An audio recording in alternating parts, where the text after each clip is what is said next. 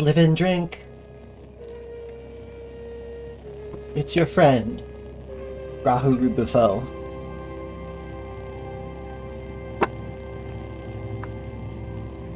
And I'm here to provide you with education and entertainment on this, well, formerly rainy day. So we're gonna play Caves of Qud. Live and drink. Live and drink.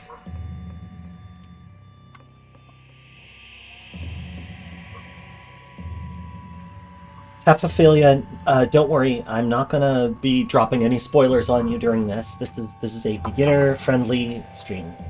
I'm gonna bring this up a little bit so that I can... Yeah, that works. I'm trying to get used to this setup. I just recently added...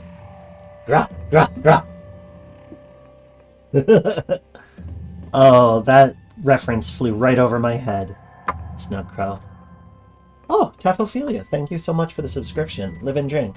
I hope that this is a helpful stream for you.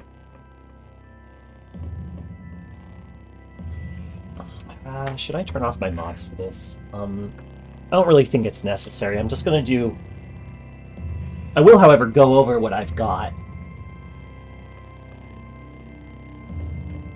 Oh, right, a lot of these are disabled right now.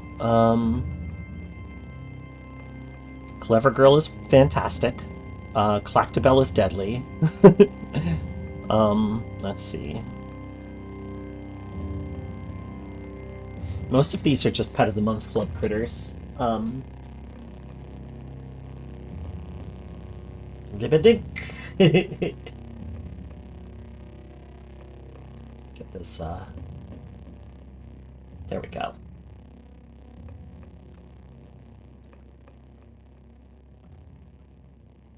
Oh, right. I'm drinking regular plain black tea, red rose, with just some soy milk in it. I don't know. I just felt like that. It's not something I usually drink, but it seemed appropriate for the day. So, to those of you who don't know me, my name is Grahu-Rubufo. I am the learned Snapjaw VTuber. I'm a Snapjaw, which is a kind of a, well, sort of like hyena person, kinda, sorta. We're the trash mobs of Qud. And, you know, because of a politically challenging situation, a lot of our above ground number tends to be both murderous and very fragile. So they end up being kind of the trash mobs of the game.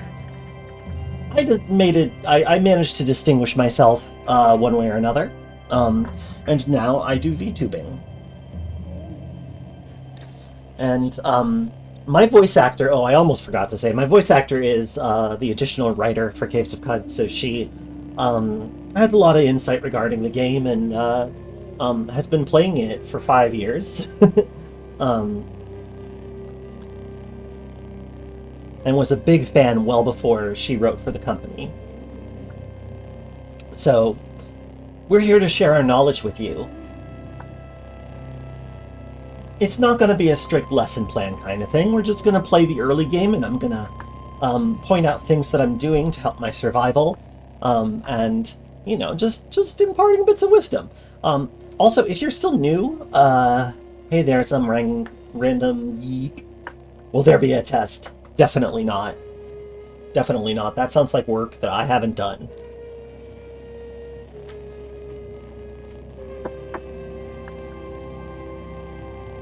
Yeah, no worries. This is a very low pressure kind of class. You've owned this game for years and finally booted up for the first time. That's exciting. I'm glad that you're here. How would you find a friend to appear for you as well? So this is VTubing, right? I'm a VTuber.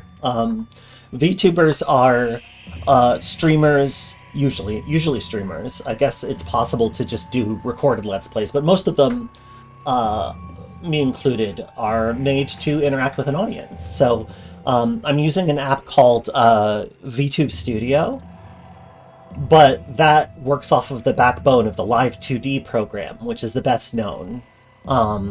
Some people also use FaceRig. I'm not a huge fan of it myself, but VTube Studio works really good for me, and it was relatively inexpensive. As for like my actual like pictographic representation here on the screen, well, I had it commissioned.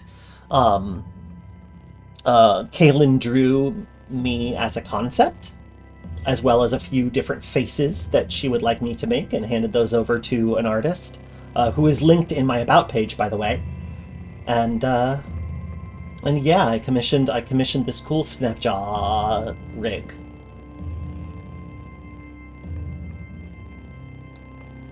Okay. So let's get into it.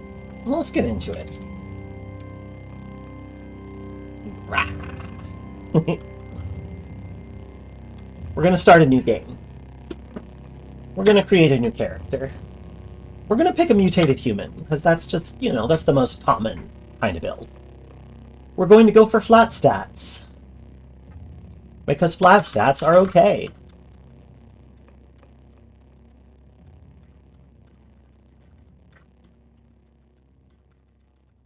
I did, in fact, tank ego.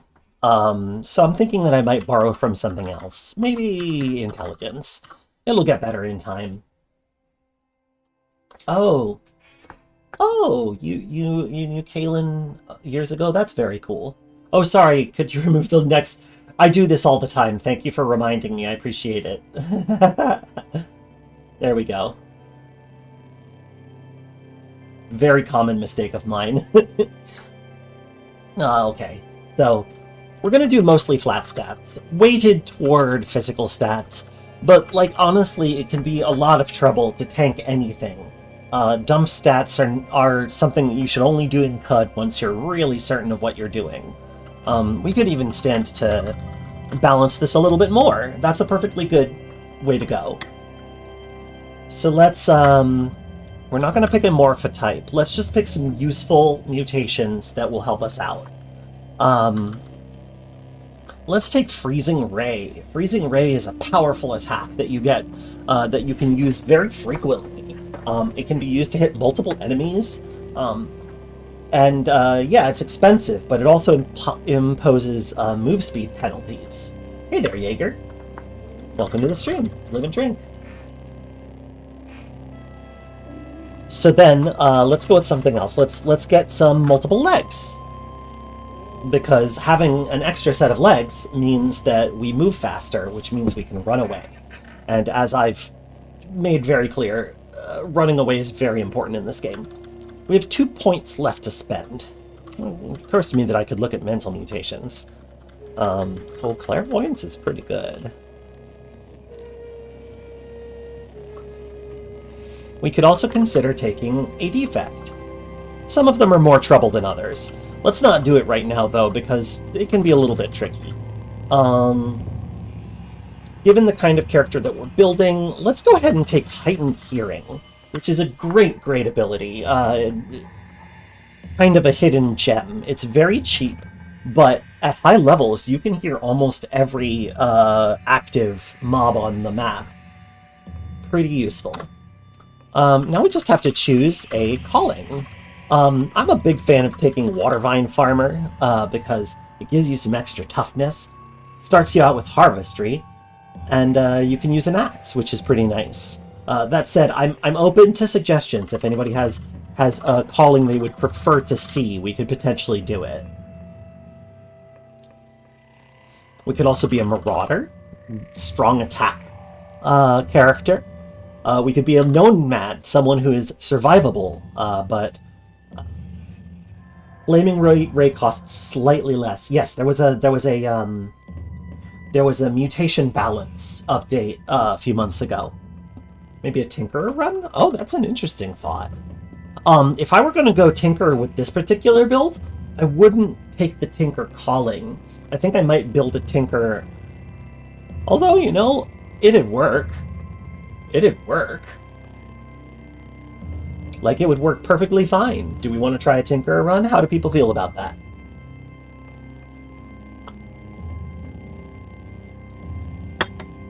The way we've statted this character, almost any class is going to work. Some better than others, but almost any class.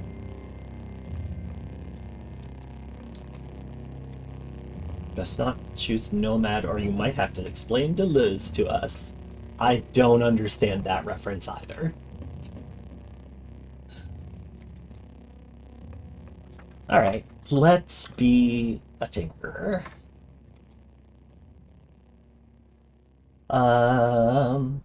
This is not going to be Zappy Tappy. Again, we're hanging on to that for something that can be Zappy and also Tappy. But we could go with a random name, someone could redeem a name something request, or we could just kind of pick. You can feel free to throw out some suggestions if you would like.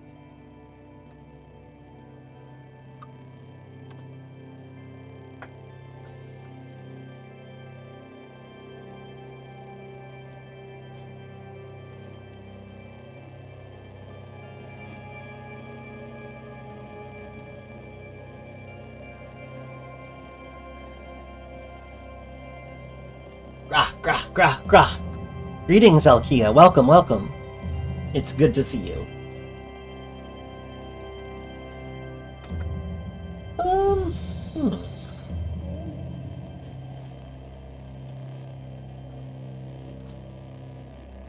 Let's call ourselves, let's see, we are an ice tour who makes things. There's a folding chair weapon mod. Yeah, there is. There's some amazing mods out there. Please check them out. I mean, the ones I have installed are great, but those are even better. How's it going? Pretty good so far. The brain is a suggestion. I don't know. Our brain isn't... We got a lot going on, right? We're not just a brain. Let's go with...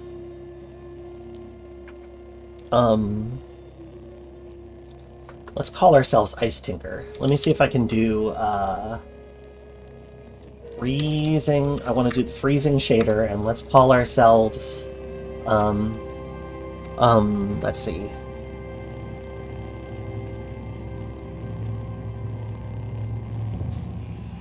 Frostbane, that's kind of cool. I'll take it.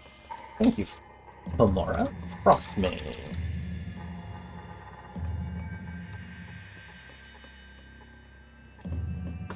So yeah, that's your first little Easter egg, is that you can use text shaders in your character name if you want to. It's fun. Ta-da! That's Frostbane. Let's take stock of what we got.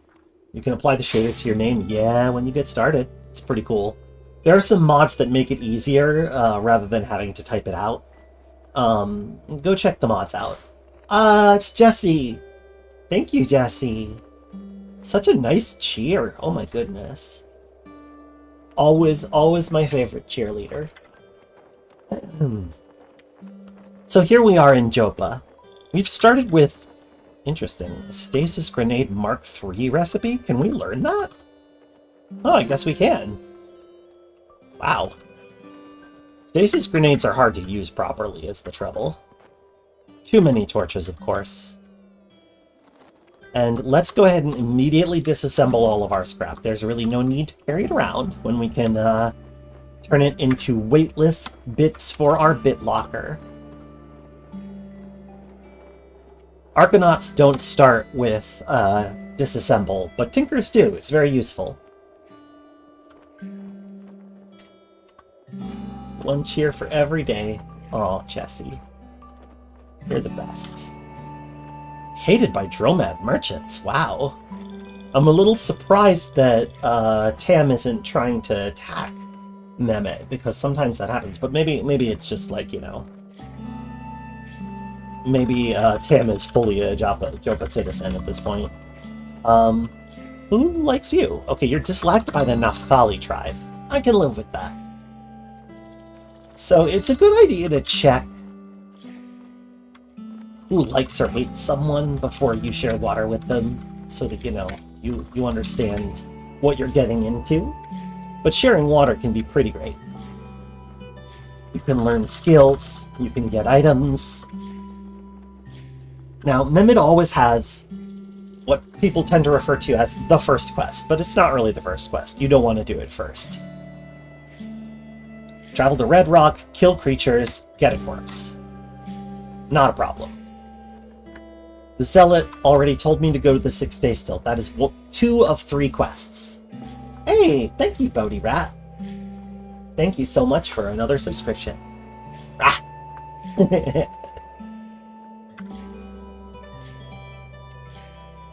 Now, you can steal from these houses, but you don't have to. Don't feel obligated to steal. Just, you know, feel invited to steal. You can see that I can tell where Argive is depending on, like, if I'm close enough because of my Heightened Hearing mutation. Pretty handy. Argive is the one who gives us the quest that we're really going to want to do first. So he's going to talk a lot. I'm not going to read it all, because that's not the kind of playthrough we're doing. But Argive wants artifacts. That's pretty easy for us, because we've got them already. You want to steal? Just steal. Yeah. Okay, except in Qud, you gotta close the door. You must close the door.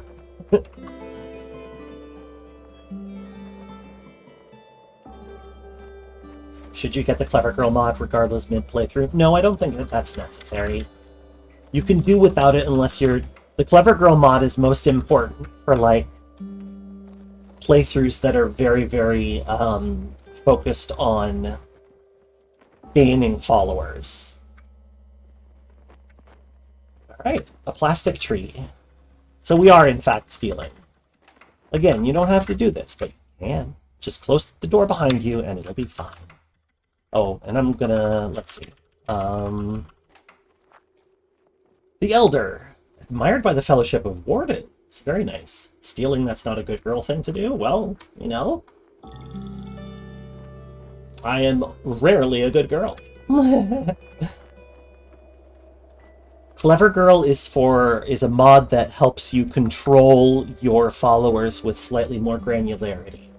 You can tell them to level up and stuff. You might try that mod? Yeah, it's very much worth it. Sorry I haven't done this yet, but at some point, I am going to put a list of my mods into an About panel the way that I've done with music. I just haven't gotten there yet. I'll do it later. But the Clever Girl mod is great for people who want to play Qud with a focus on companions. Also, if you like having companions to follow you around, you should consider, like, signing up for the Patreon, the Freehold Patreon, because you get a pet of the month. In fact, my voice actor writes a lot of the pets of the month, so it's a good time.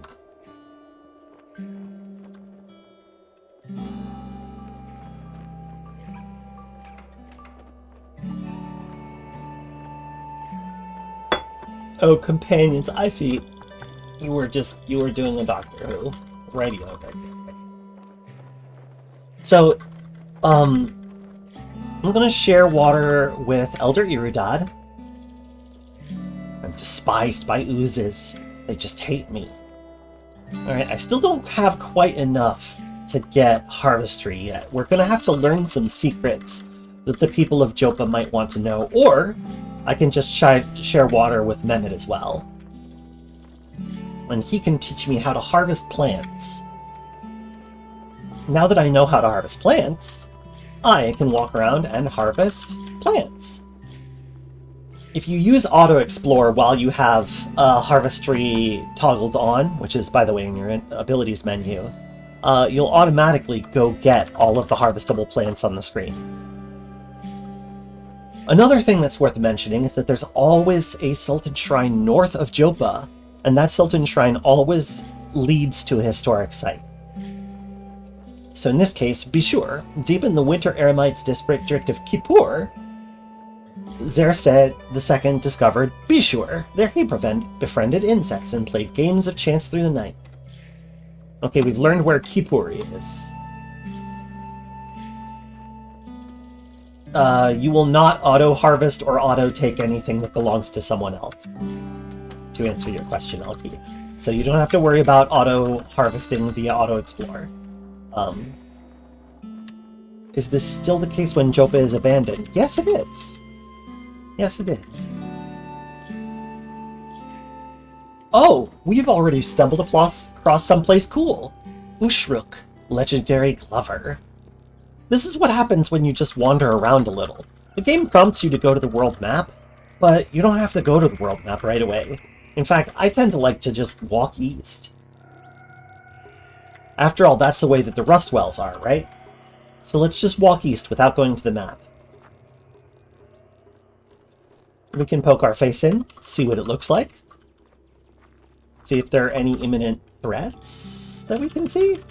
Doesn't seem like it. So let's keep going.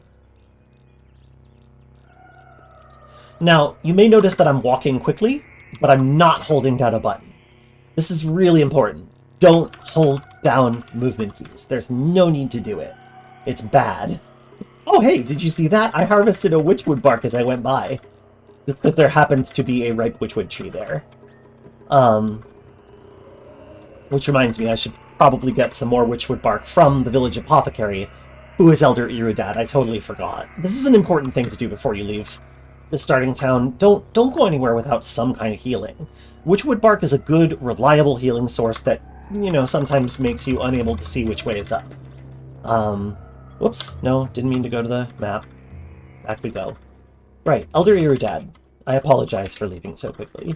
Give me your witchwood bark, please. Also, a couple bandages would be good. Holding down a key is a sure way to get yourself killed, honestly. Like, it's just... If you hold down a movement button to move, eventually you are going to get killed because of it. It's only a matter of time.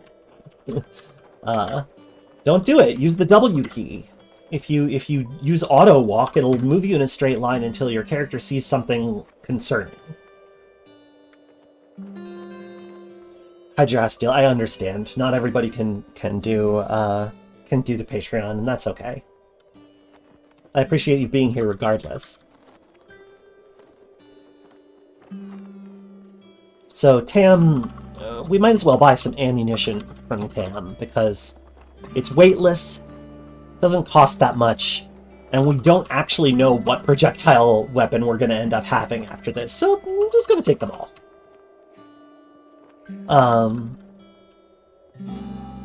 Let's see what we want to get rid of. We don't need these torches, and I'll show you why in a minute.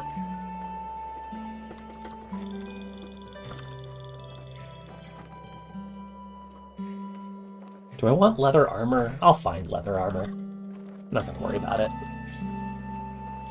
Oh, hey, we have multiple choices for firearms. That's nice. Well, we can't afford the revolver yet, so we might just have to go for the musket. But we don't need it right now. Let's just focus on getting out of town.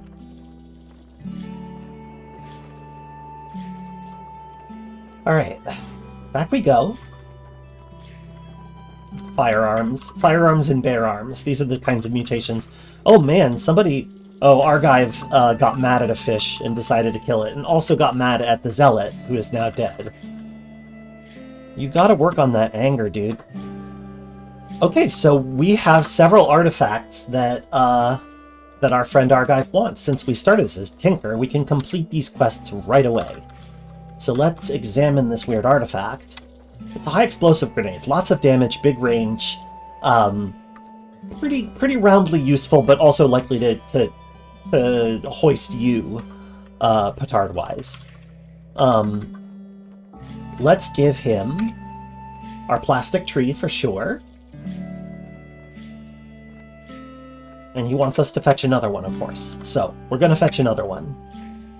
A stun gas grenade, Mark 1 is not going to be terribly useful to us. I mean, it could work, but it's not really that good. Okay. And we gained a level with that. If you have 2 artifacts on you, or steal 2 artifacts from the Jopa homes, you can quickly complete Archive's first 2 quests and gain a level. Gaining that level makes a huge difference, obviously. You can see that my HP went up by quite a bit. We also got a mutation point, which we're going to sink into Freezing Ray. Freezing Ray ramps up in power pretty quickly, as you can see. We're immediately adding a D3 to the damage by doing it. In addition, it freezes our enemies more, which is going to slow down their movement rate. So let's do it.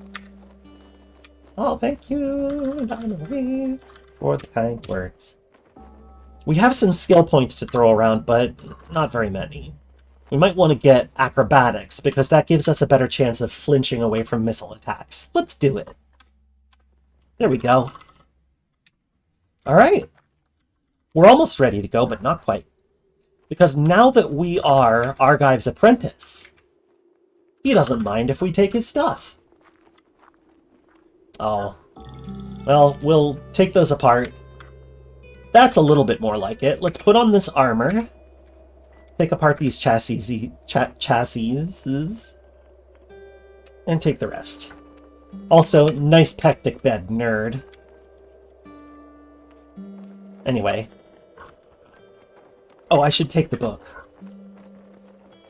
The Canticle's Chromaic. Also, destroying the evidence since we work for him now. Boss, it's cool.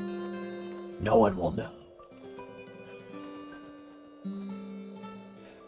He doesn't mind you taking his stuff after you've completed his second quest. Until you've given him the two artifacts, he will still aggro if you try to take his things. So wait until after that, but then you can take it. So the reason we didn't need those torches before is because I'm about to... Whoa, 2 compass bracelets, dang. Get lost? Not this bitch. Let's equip the bronze dagger. You can change what your primary limb is on this screen. I like to be left-handed because my voice actor is left-handed too. Oh, hey, you've got an injector for some reason. Warden Ulrag always has a glow sphere. And I like to trade it for copper nuggets, because I can always come back and get them back for the exact same price.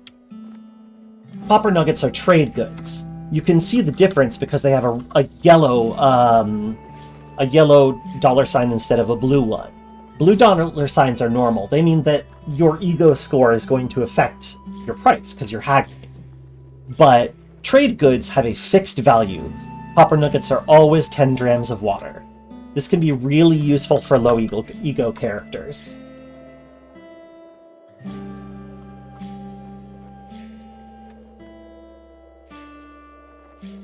You can get... No, everybody... Like, one other thing that I should point out, actually, is that all of the merchants in the game have functionally unlimited water.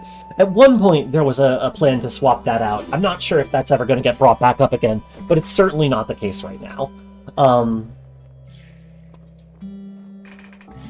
But for right now, you don't have to worry about it. But if you ever take the last items from somebody's inventory, they'll stop being able to trade with you. Here's another good one. Fresh apple mozz. The village dish of Jopa is apple mozz, which is delicious star apple jam on mozz wafers, which is a flatbread made out of water vine. So what you're making is a kind of flat, crunchy sandwich, and it gives you effects. Those effects are a boost to your natural healing and reduced thirst.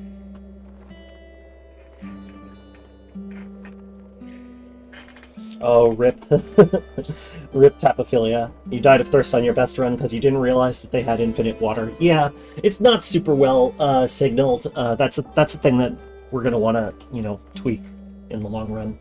But, yeah, for now, just, if you need water, you can always get it from somebody. Now that we've been fed... Hachko!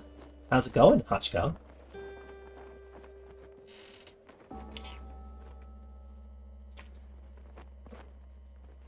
Dominic Terrison says, once you're up to speed in Qud, water is way too cumbersome to carry around a single skin's worth. Gems or shiny rocks or otherwise are almost always better. I don't know. I kind of like having, around 100 drams. I don't know why I'm so like that, but sometimes engagements get extended, you know? You don't always know what's going to happen. So we've got our glow sphere. We've got some armor. That's kind of it. We don't really have much. I guess we'll put on this compass bracelet. I'm sorry, what? I'm sorry, what? Did we just start with one of the most powerful thrown weapons in the... Oh, the geomagnetic disc. One of these days, that should get balanced. The geomagnetic disc is an exceedingly powerful weapon. And that's the thing about Qud, is the RNG is very unpredictable.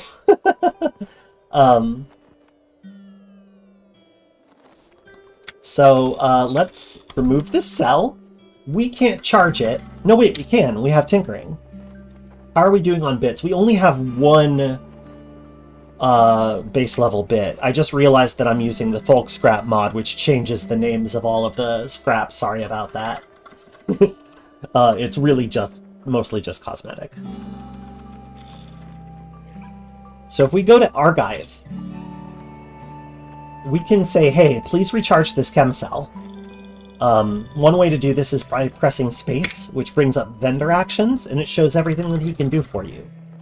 This is really good for if you get something broken.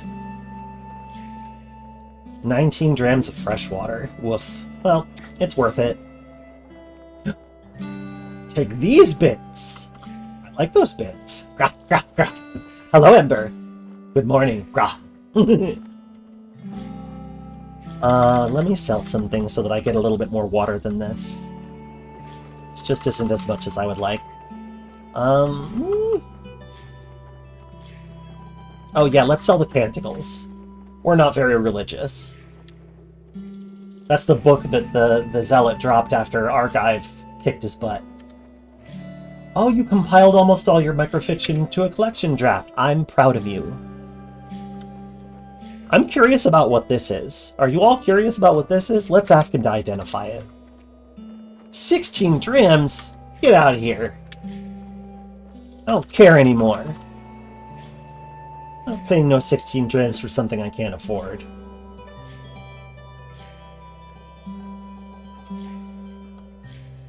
It's a grind, a cool avatar. Yeah, that's me. Welcome, Sword Girl.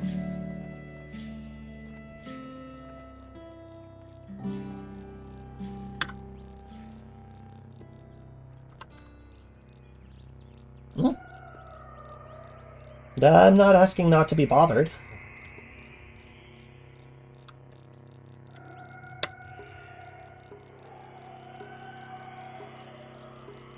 The whole reason you bought Caves of Qud is streaming and you finally get to stream! Well, welcome. Caves of Qud, I'm sorry. It's charming. Henrin, thank you for the subscription.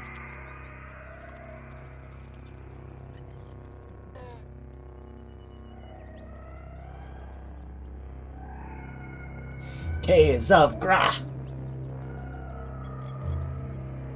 I keep looking, I'm like, are there... I've started streaming on YouTube as well, and I keep checking to make sure that there isn't like an active YouTube chat happening that I didn't notice, but no, it's not true. Oh, hey! Thanks for coming by, Ember. Great to see you here. Wow, we made it all the way to the canyons without encountering any baddies, except that one croc, I guess. Oh! Poking my head around, we have stumbled upon a Snapjaw scavenging party, which is to say, low-rent bandits. Even though we are a tinker, our physical stats are good enough. Ouch! Don't make me eat my words. That's rude! This is where we chew a witchwood bark, because we still don't have a lot of HP to throw around, right? Oh no, we got confused. That's fine. We can be confused. We're gonna head for the edge of the screen and wait for the confusion to wear off. Now we can head back in and fight that hunter. We did it! And now we have a short bow. and Twitch handle, but streaming on both Twitch and YouTube at the same time? Oh, I'm using Restream.io. Give it a try. Witchwood does not always confuse you, Alilak. It's a willpower save. So the higher your willpower is, the more likely you are to... Is it willpower or toughness? I think it's will. So, alright. Let's get back into it. Ouch! Immediately I regret my decision. You gotta be careful walking into new and challenging situations. We're hurt again. Let's eat some more witchwood bark. This time we didn't get confused. And we won! Here's an iron mace. Let's go ahead and equip it. We don't have any weapon skills to speak of, so... Oh wait, no, I don't want to equip it in my offhand. I want to equip the glow sphere in my offhand, and the mace in my on-hand. Is that how that works? Also, let's go ahead and put that chem cell in our geomagnetic disk. I'll show you what it can do. It's kind of ruinous. That said, I won't do it here because everybody else has already been killed. These giant dragonflies are not hostile, and the Snapjaws are, so they probably started to start some nonsense. What? Why not get some arrows in Jopa? I mean, I did get you arrows in Jopa. I have them. I've got arrows. Nullworm Skull. A Nullworm Skull is an excellent early game helmet. It gives you a boost to ego. Oh, see how my armor is cracked? That's a temporary effect. It basically means that I lose some AV for a certain amount of time. Anyway, I should load up my bow, that said.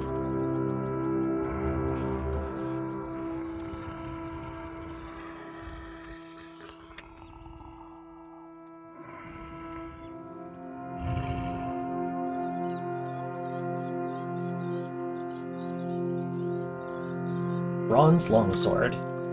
It takes a while to figure out which things are valuable and which things are not, but what you can do is just take everything. Here, actually, I'm gonna... No, don't take the salamander corpse, please. I'm gonna take everything.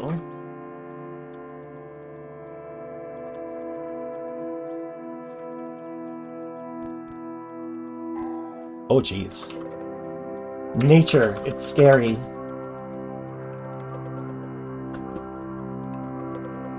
All armor in, Qud is ablative. Yeah.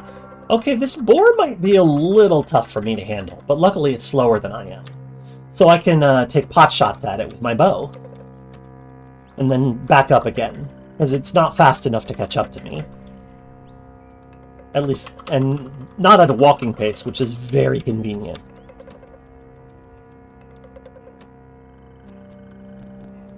Alright. You can see the boar's relative health down here. Oh yeah, I've got Freezing Ray. Hey, thanks for the reminder. It's easy to forget to use your activated abilities. It's a little bit easier if you bind shortcuts to them, like this. You can hit the enter button and bind keys to them. It helps a lot. Helps you remember that they exist. But there's always this this part at the beginning where you're like, I don't really know. Oh, okay, here comes a Snapjaw Brute. They're a little tougher. But with my fun powers, it shouldn't be too much of a problem. Just be careful about fighting Snapjaws en masse. The more of us there are next to you, the more damage we'll do.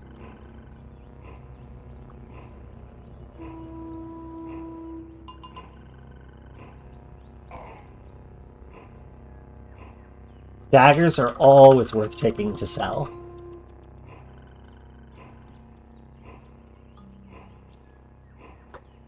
Alright, let's keep going east. We're headed toward the Rustwells. Desert Canyon. Oh! A Snapjaw, Warlord.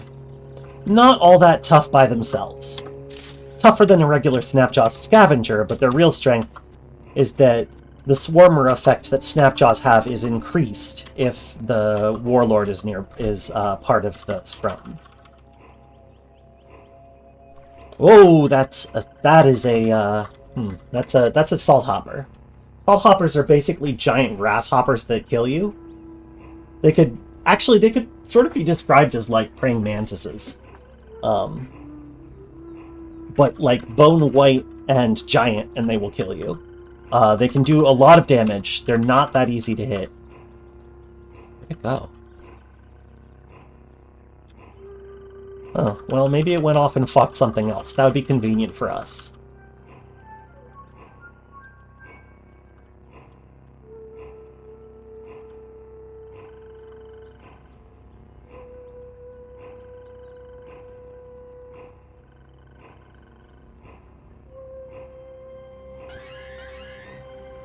A lot of people think of salt hoppers as weird mutated rabbits. I'm not sure why.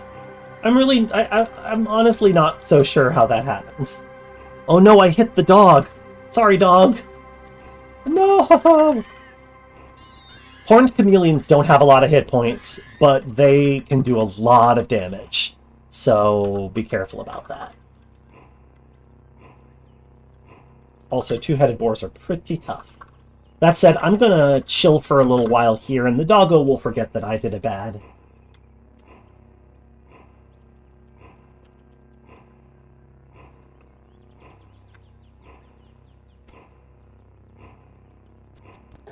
Oh, dear. I suppose the point is moot.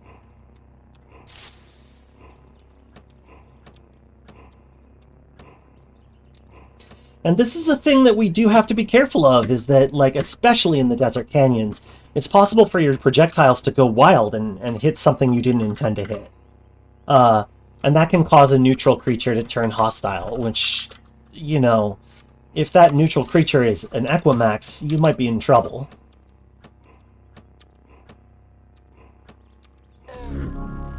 We did it! Murder bunnies do make sense. Oh, for sure. Oh, for sure. Okay, so let's take a look at our equipment again for a second. I saw that we picked up a sharp bronze dagger. Having that extra point of weapon penetration, you can see that it's 5 where the other ones are 4, is pretty crucial, actually. It means that we can get through armor better, and it also means that, that we are more likely to do bonus, like substantial bonus damage if we penetrate far enough. Okay. Make sure that your rest until healed shortcut is assigned. You'll need it. You again.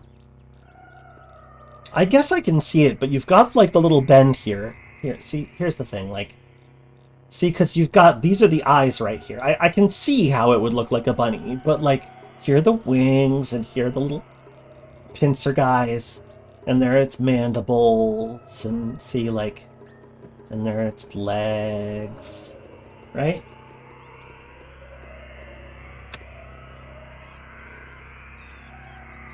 Yeah, zoomed out it's a little bit harder to see. Alright. That looks like an area I don't really want to hang out on, and I'm going to go back to the map and go straight to the Rust Well. This could be a little bit risky to drop in, like, from the map instead of dropping in person, but I felt like we would be ready for whatever we were going to end up facing. And I think we can do it. Looking at this map, it doesn't seem inaccessible. We'll have to be careful of those baboons, but luckily there's a lot of other critters to keep them busy, which helps. Oh boy. That's not great. I'm going to sprint. Sprinting is a very useful ability.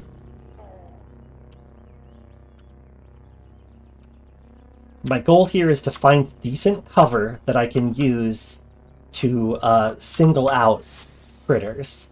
And it looks like this area is going to be my best bet, as I can quickly duck out of the way, and my heightened hearing allows me to hear who's coming.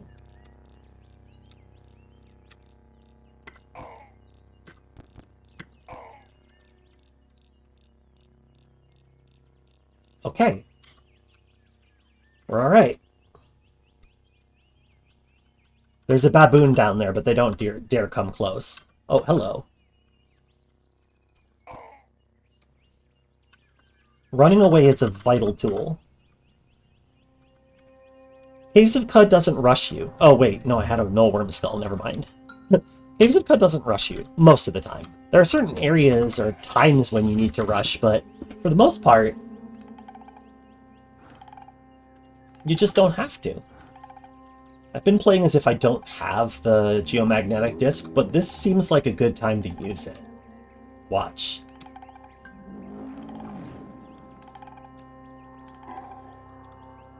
Ruinous. It can hit multiple critters. That's the thing that's so wild about it, is that it, like, bounces from enemy to enemy like the freaking Predator disc. It's wild. And it doesn't really eat up battery that fast. It's kind of weird. But, oh well. And it can hit multiple times, yeah. Somewhat OP. Probably could stand to be tweaked a little bit. Oh boy, look at this. Uh-oh. Lynch is out of the way of the geomagnetic disc. Why are there so many baboons over there? Goodness gracious. That's very frightening.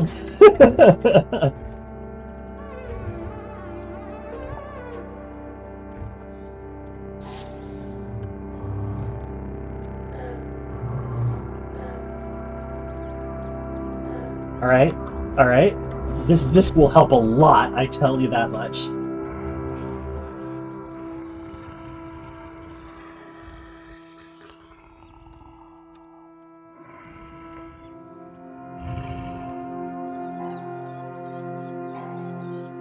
Wow, that's ridiculous. Hey, we swell with inspiration to name our short bow. Okay.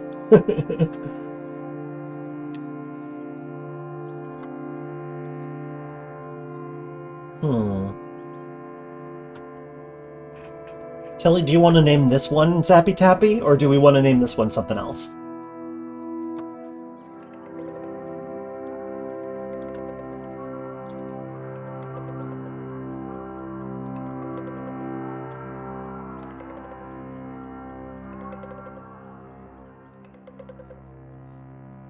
Something else? Yeah, okay.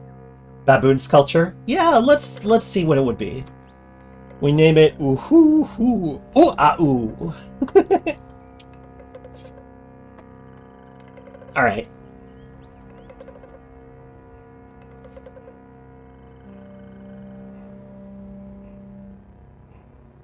Nice.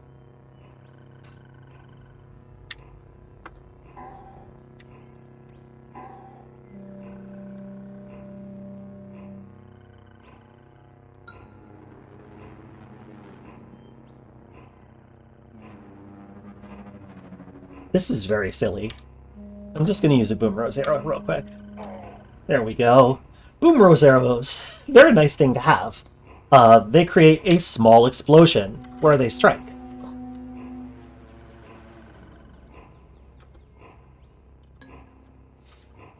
It would appear that I'm famished. But I want to make sure that the danger is under control.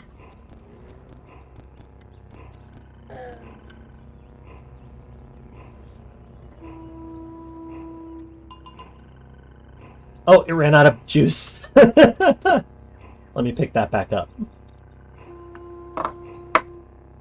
Can you actually die from hunger? No, you cannot. Unfortunately, you cannot. Wait, did I say unfortunately? I meant fortunately, you cannot. I'm going to eat this kudzu step, because that'll give me back a little bit of speed.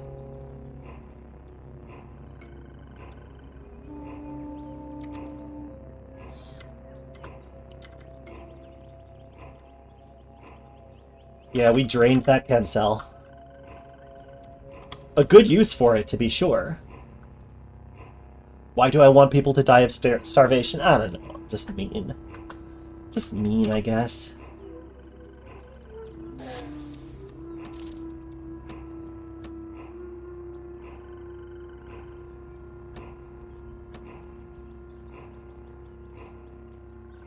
Entropy does not kill many characters. No, it's true.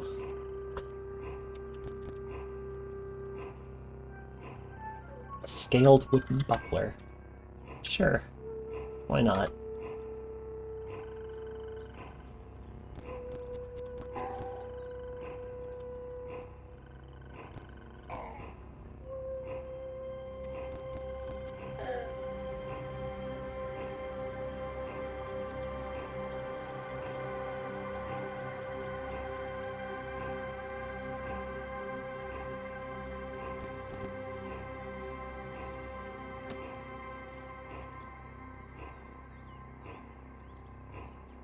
Alright, we've got our first strand of copper wire. I only ever take the ones that are 50 foot.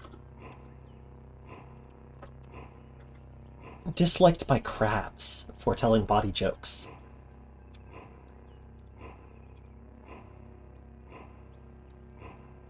I don't have any tonics, so there's not much I can do there.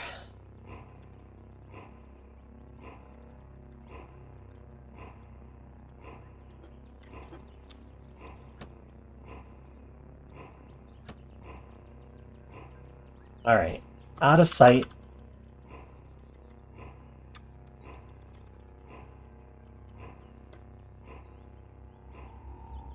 Oh, this is a mushroom area.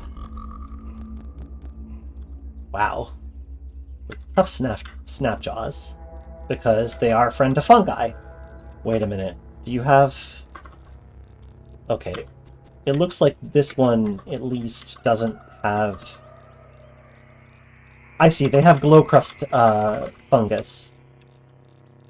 I was worried that one might have fickle gill, which causes an area effect. Oh, hey, that's a tree I can harvest. Look for those red trunks.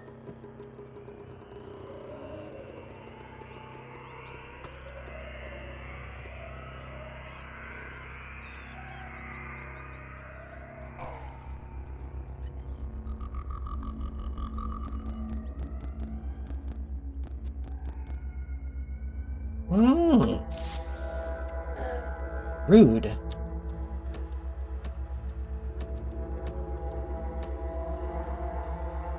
Oh no, I'm bonded. Shoot. Leeches have a mental mutation that causes them to drain life from you. At that point, it's probably best to just try to kill them as quickly as possible.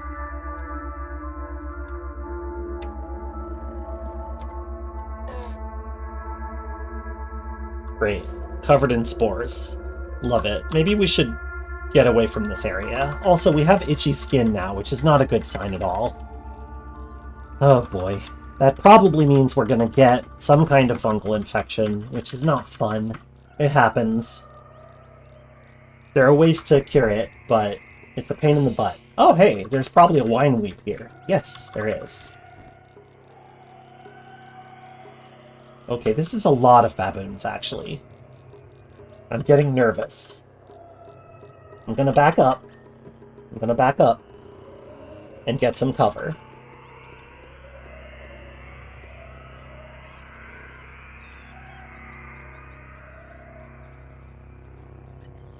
These colorful mushrooms that you're seeing here, like this one and this one, will release spores if you get close to them. You gotta be careful.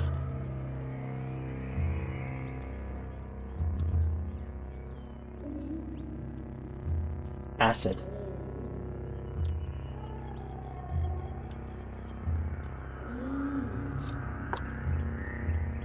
Oh, I'm still famished. Alright, well let's make camp and just cook a quick meal. Unless I have something on me. Oh, I guess I could just, like... No, let's... No, that shouldn't be a default. I equipped the kudzu stem. So I always have a ready snack. So we have to make camp, whip up a meal, An adopted sesame seed. Rah!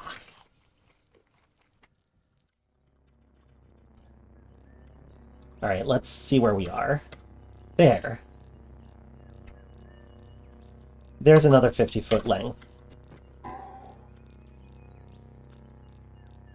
Good.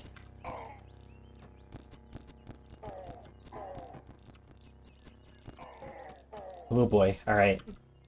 Gonna try to kite these friends into a convenient position. Oh boy. They're not being very cooperative, so I'm just gonna fire that way. Get behind cover. Eat another witchwood bark, because boy howdy, this has been challenging. Yeah, you saw Legendary? Yeah, buy that. We might need to go back to town before we finish with this, but we'll see. Let's see what we can do.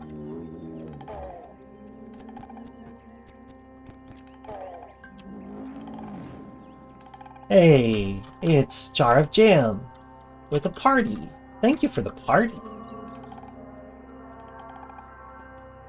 I hope you had a good time, Jam. Welcome, welcome. A raid. Yeah.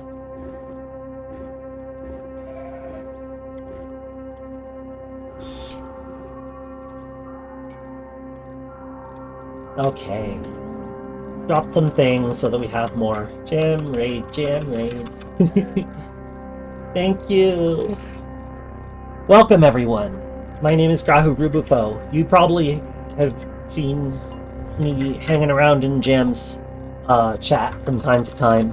Well, I haven't made it lately. Hated by this consortium of Fighta and Crackbench, huh? Boy, nobody would miss you. Except other Snapjaws, I guess.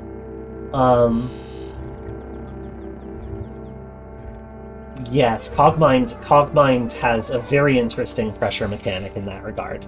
I'm not sure I would say I like it.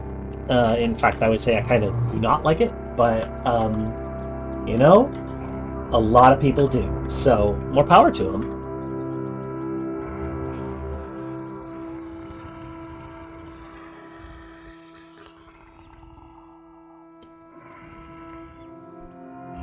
Don't be afraid to run away. Very important to run away. If it sucks, hit the brakes.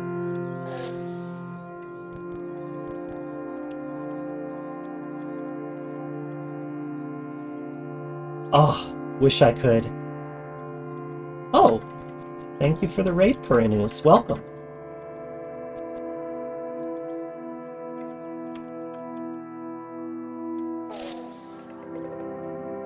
Golden Crones turning into a vampire pressure clock is also a very, very cool method of enforcing a pressure clock.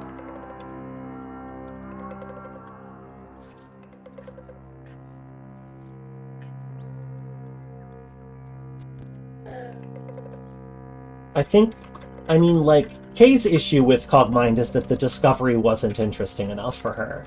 Like, Kay just wants to experience discovery, and Cogmind just, I don't know, it didn't really deliver on that front. Ugh. Ah, shoot, ow, ow, ow.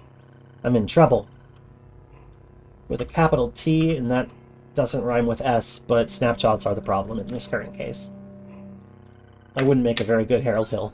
Time to sprint! Time to sprint! Goodbye!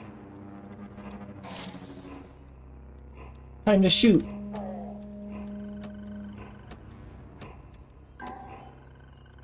With a character like this, you've got high move speed, relatively speaking. Oh, this is a fleet-footed Snapjaw, that's why.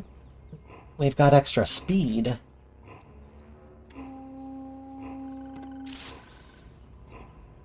But this'll let me get a little distance. And if I play my cards right, I'll be able to rest to max. We good? Nope, there you are. Alright, slow down. Slow the hell down.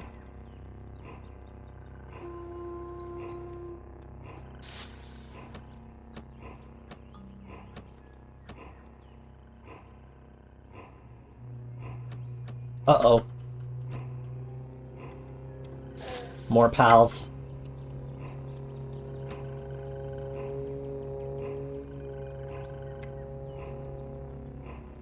Good night, Jaeger. Thank you for visiting. Live and drink.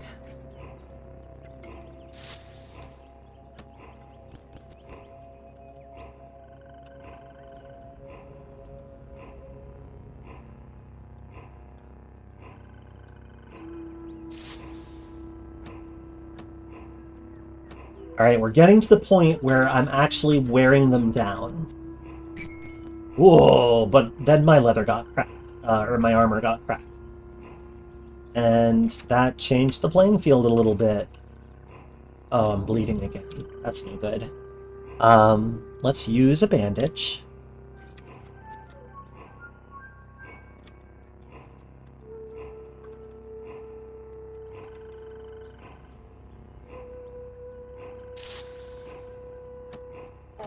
There we go. Took some doing, but we did it. Wow. Alright, let's rest. And then we can explain. I'm sorry, explore.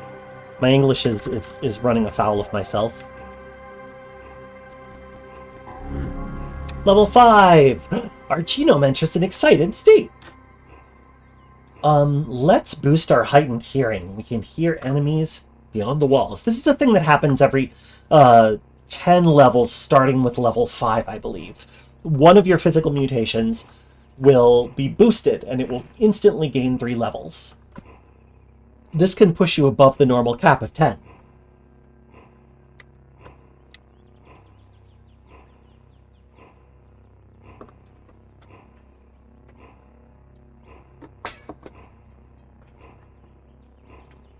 Oh, I found a neck ring! That's a good thing. If I wear this... Oh, I had one already. I feel silly. If I wear this, baboons will leave me alone. For whatever reason, neck rings give you a lot of baboon rep while you're wearing them. So, how's the game going so far? Pretty good. We're doing a rough and tumble tinker build. The kind of tinker who isn't afraid to get into a fight. Also has freezing hands. And 4 legs. And heightened hearing. This is pretty close to the Snow Doe build that I did at one point. If anybody remembers that one.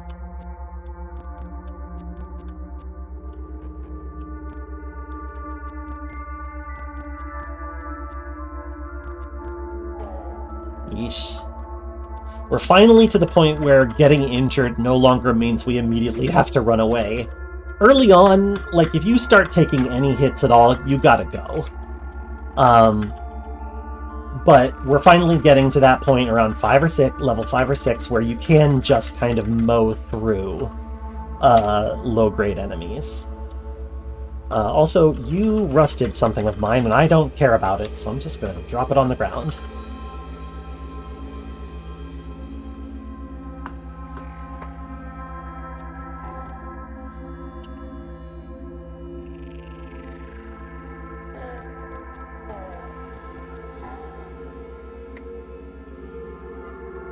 I'm glad we went to a different rust well. It looks like that itchy skin did not resolve into a fungal infection, which is nice. Having a higher toughness makes this more likely.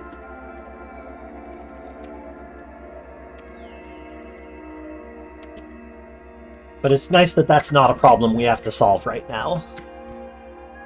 If you hold the control key, you can force attack a space, such as one that contains a dreadroot.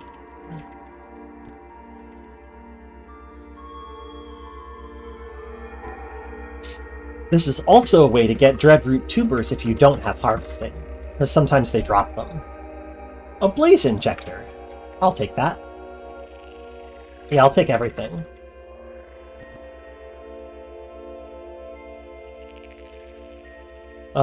Did I already find the... Oh, no, wait, I still have itchy skin. It could yet develop into a thing. My bad. Let's see. Okay, I only have 50 feet of wire. That means I haven't found... Oh, it's right here. Lol. Okay, so we now have 150 feet of copper wire. Just one more and we'll be good to go. Ah! Ouch. Okay, spark ticks deal electrical damage, which it ignores your AV and can be pretty dangerous. But luckily they don't have a lot in the way of HP, so usually you can just kind of wail on them. Use your preferred method of damage dealing.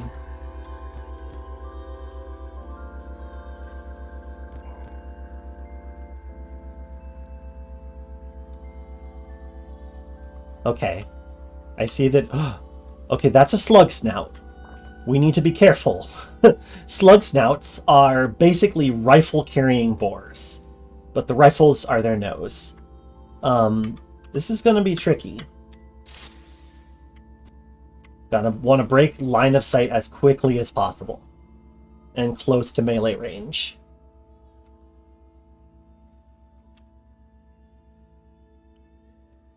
Shouldn't have used up all my batteries. No. I do have one witchwood bark. So that's convenient. I think I just need to, like... Okay, it looks like the hunter is also trying to kill this slug snout, which helps. Let me take a step north.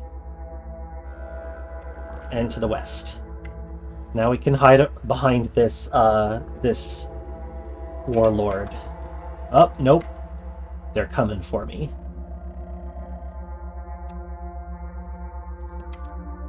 A Boomrose arrow. Followed by a steel arrow.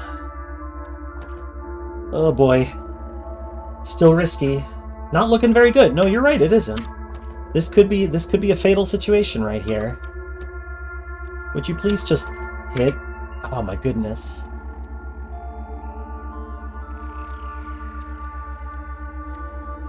We're not giving up yet.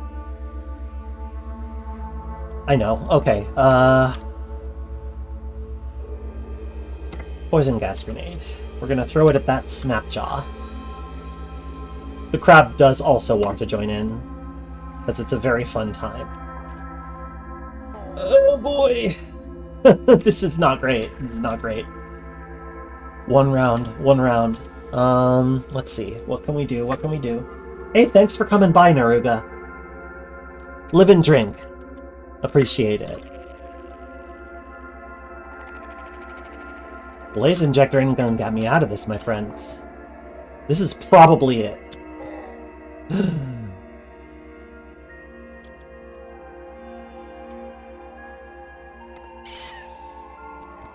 Oh no! Sprint! Run for your life! Oh my goodness! That was terrifying. We used our last one. I done murdered a gun pig. I sure did. And I liked it. We lived, folks! How about that? Let's wear these sandals of the River Wives. They make us go even faster. We made it. We made it. If you just stop and consider everything. Also, now we don't have to worry about baboons anymore. Which means we can wander around as much as we want. You know, there's an asterisk by that, of course.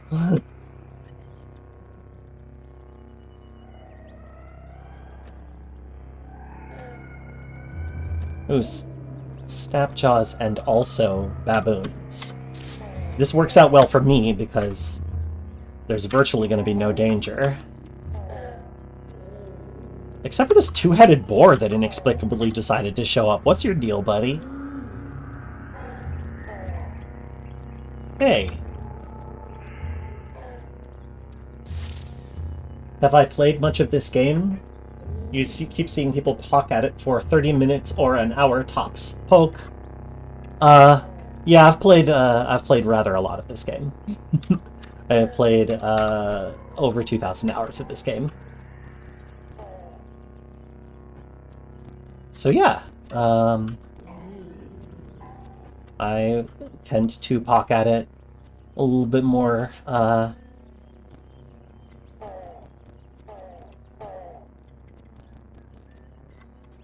There we go. Just a little bit. Yeah, no, thanks for coming by. This is actually a welcome stream. So if you have any questions or want tips about the early game, I can help you. And also, if you look up at the top of the screen, there's a whole bunch of new player tips that just kind of cycle. So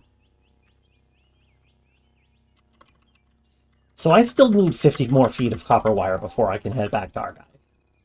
Oh, I found a weird artifact. What is it? Morphogenetic iron mace. Wow. Actually, that's pretty great. A morphogenetic weapon can stun every enemy of the same species on the screen. Best tip you can get anywhere. Don't die. I mean, I'm not sure that you and I have the same definition of best, you know? Okay, that's a combustion cell. If we can find some oil, we can use that to power it. We're so close.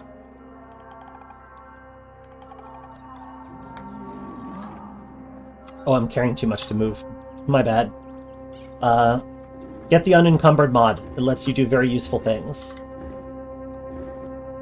And by useful things, I mean just dropping all of your extra stuff, starting with the least valuable.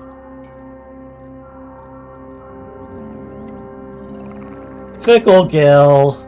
I don't want on my head? That's just rude.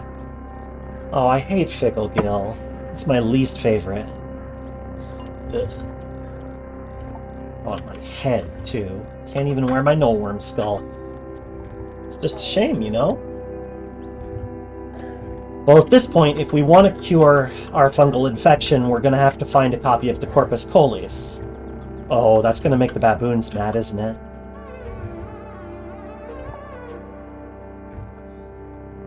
Okay, have fun. Have a good stream there, Kenren. Yeah, get spored. Get spored, jerk.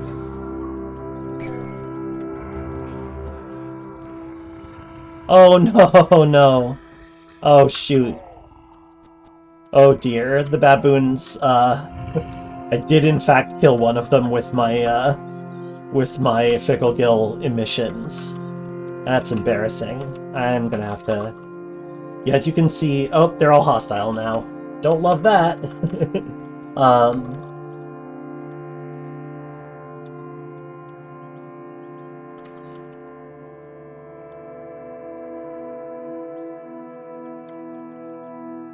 What's the long-term effect of Fickle Gill? It just makes you have no friends because you just are constantly emitting spores anytime you take damage. It's the bane of anybody who wants to have travel companions. Like, it does give you a little defensive cloud that you can use on enemies, but it sucks. Like, you're gonna harm and kill neutrals.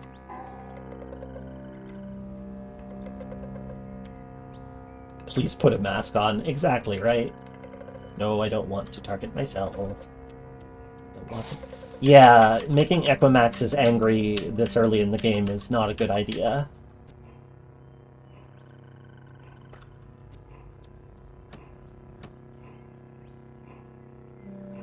Oops. Nope. Nope. Yep. Okay, there we go.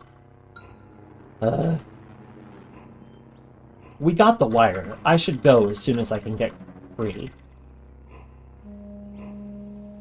Turning your hands into clubs is... I mean, that's more of a thing with Wax Flab, right? That's a different kind. Oh, geez. Oh, no. Oh, no. Oh, goodness. An electrofuge. Electrofuges are kind of tough. I just want to get clear enough that I can leave. Are they hostile? Are they hostile? They are hostile. I'm just going to freeze everyone. Freeze you. Get out of here. Leave. I'll freeze you again. See if I don't. Had to happen. Alright, let's head back. I feel pretty confident taking... Like, the fact that we've got... Oh, I wasn't even wearing my compass bracelet. Good me. A Fractus farmer contracting fickled gill would just be a biological hazard all the time. Alright, let's take that wire to our friend Argive. Take the wire!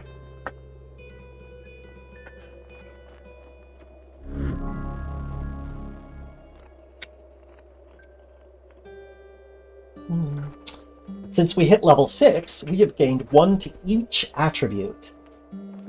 Oh, look, we've got enough mutation points. We can buy another mutation. Let's do it.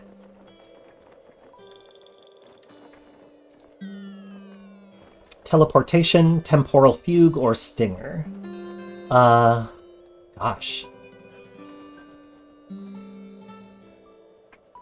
This would be an okay character to have Temporal Fugue for. We can have copies of ourselves. It's kind of fun. Teleportation is also super useful. Let's take Teleportation. I think it's the most useful of the 3. Instantly gets a boost because of our ego being relatively high. Oh, my goodness, I missed it. Naruga, thank you so much for the subscription. I really appreciate it. Rep with arachnids is nice. I agree. As an old Gamma World player, always get more mutations. So while we're here, let's get Scavenger, a very important ability. That will allow us to turn piles of trash onto the ground into useful bits.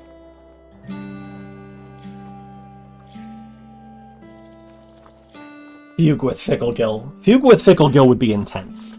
But I'm kind of accepting that I'm going to antagonize all of the nearby mobs regardless.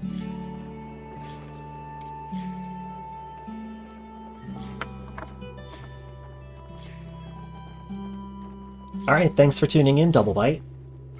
I'm kind of getting close to where I should be taking a break myself. I've been going for about an hour and a half.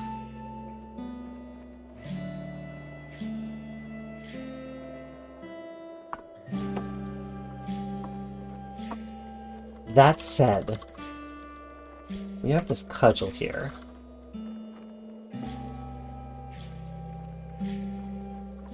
Morphogenetic Iron Mace.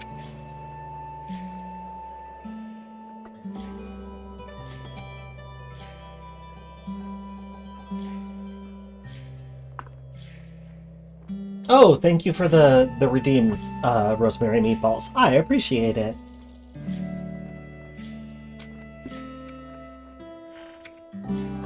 I should get these filled.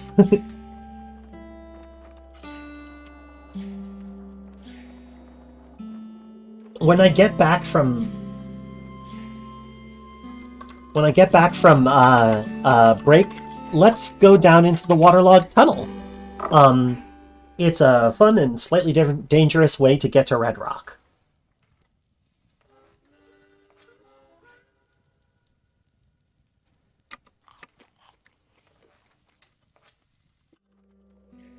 So you'll hang out. This is kind of the end of the teaching section, I think. From here we're gonna just kind of play and talk, and I'll still have the tip ticker up. I'll still explain a lot of the things that I'm doing, but I'm not going to be quite as thorough about it.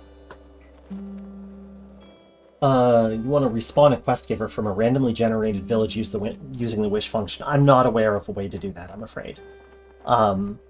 There are cheats to complete a quest that is already in progress, if that's what you need. But I don't think that it's possible to wish for a procedural quest giver. I'm not sure how you would do that.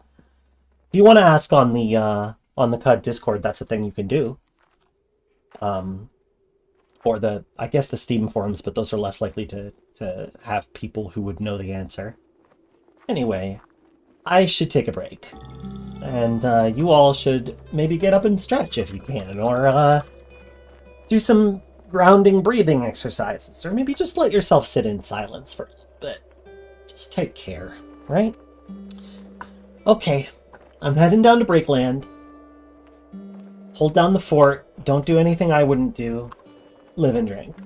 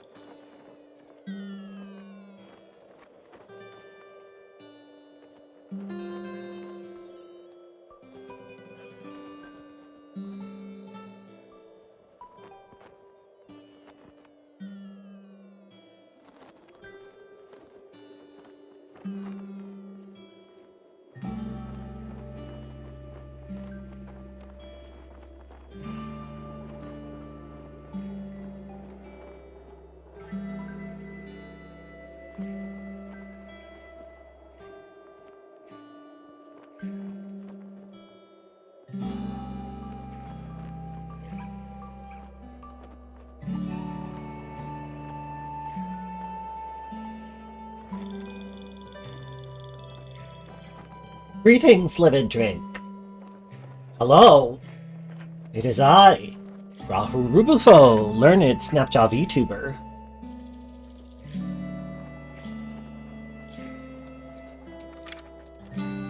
Hi today. Ah. Welcome. Thank you, Elkia. I return. I'm posting some things on Discord real quick.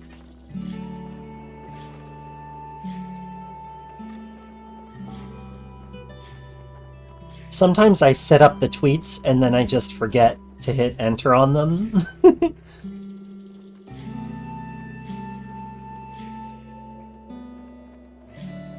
Welcomes, welcomes. Welcomes, everybody. Oh. Hang on a second. There we go. Cool. Let me bring down my on break sign before I forget to. Whoop. Okay, I did it. We're ready to play again.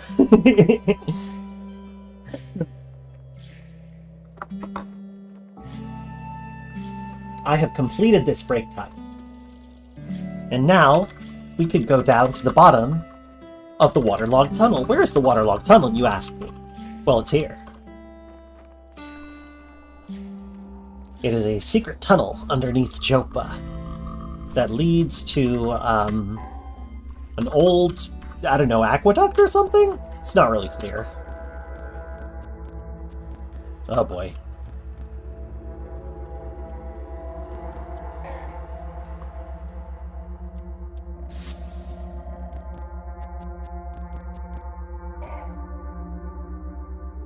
Why? Oh, I was like, why did that bat attack me? And then I remembered that I'm, like, literally horrible to be around right now. Oh, that last hit was a real risk. I could have died there. Nice new rules. Why, thank you, Narf. I am unfortunately a friend to fungi. I don't want to be. But I caught Ficklegill. If it had been Mumblemouth, it could have stayed. I might have even been okay with, like, you know, with Waxflab or something. But Ficklegill? Forget about it.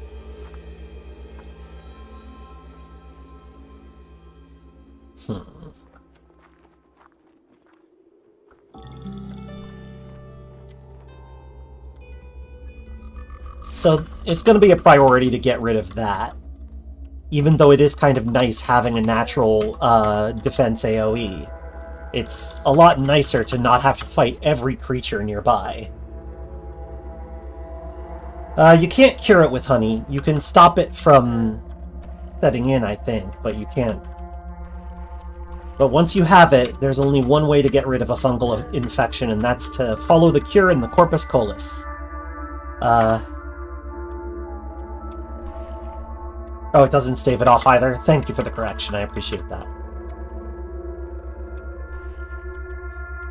No, the Flaming Ick is the one for Glot-Rot specifically. Fungal infection, you have a quote-unquote cream, which is applied via spray bottle that's made out of gel and something else. And also you have to eat a mollusk corpse, and what kind of mollusk corpse is randomized. We don't know what kind it is, which is worrying.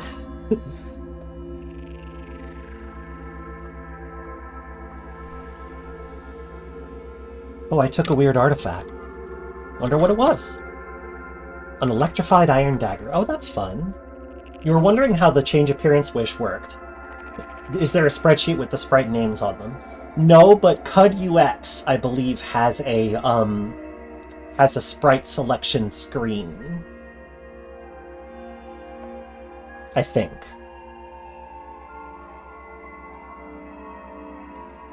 It sure would be nice if there were just like kind of a tile browser built into the modding utilities though, wouldn't it? That'd be pretty cool. Yeah, Qud sprite selector on new games, as Narf points out.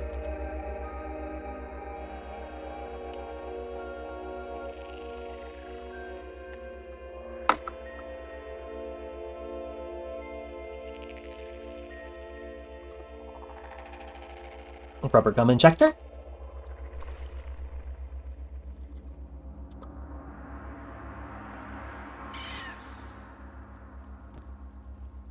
No, wait, let me harvest it first. No! Dang it. Okay, fine. I got a tuber, so I'm happy.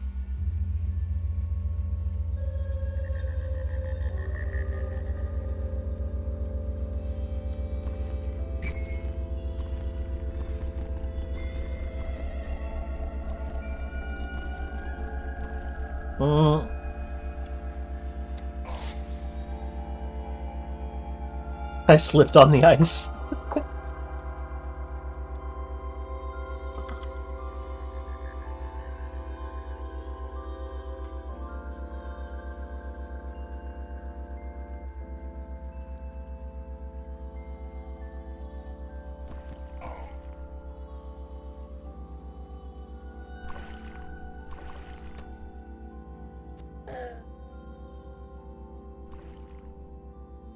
Treasure.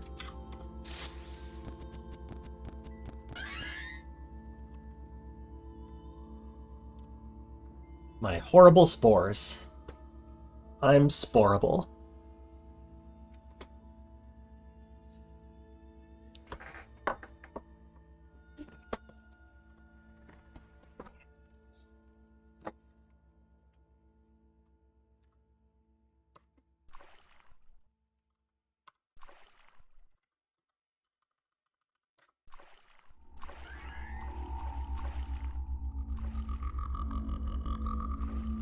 I'm gonna let them come to me. Oh hey, I've got stuff to spend. I ought to spend it.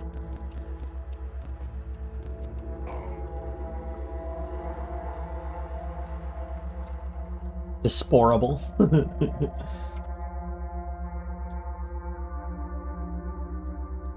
Oh yeah, I was also gonna get those the one battery that I have charged.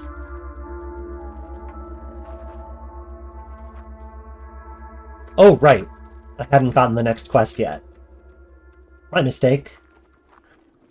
Masterwork. Electro bow. Goodness gracious. Good stuff, to say the least. I only need one compass bracelet.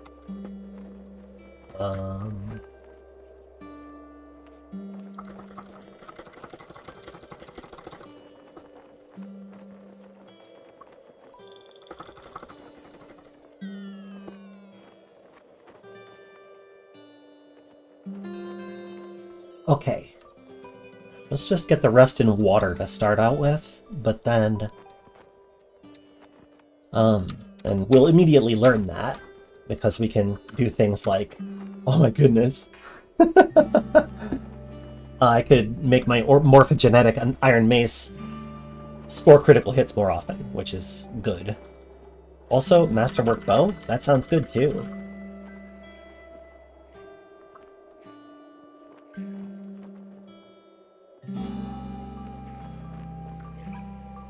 Oops, no. Okay, let's buy all that ammo again. And then, wow, folded carbide battle axe, huh? Canteen will be useful in the future. Let's pick up these copper nuggets to offset some of the water weight. Did we already get... We already got a basic toolkit. Yeah, we did. Okay, good. Anything else I should get from here? I don't think so.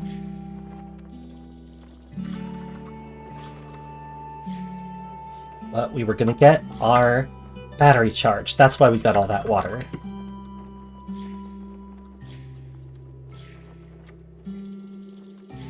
Alright.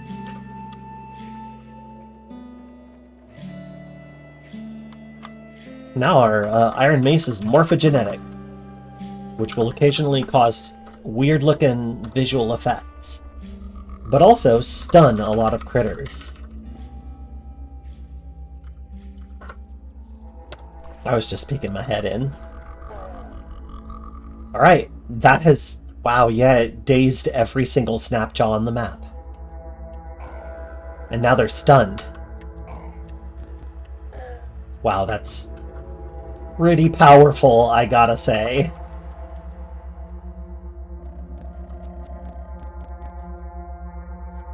Where are you going?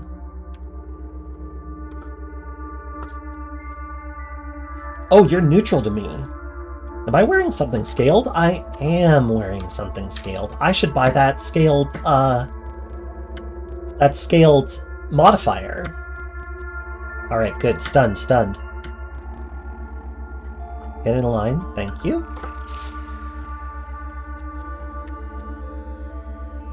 Someone is cooking food in your kitchen. Yes! That's right. You've got a birdie now. That's exciting. I should get out of here. But first... Oh no, I don't have that. Let me get my cooldown back. Then I can do it.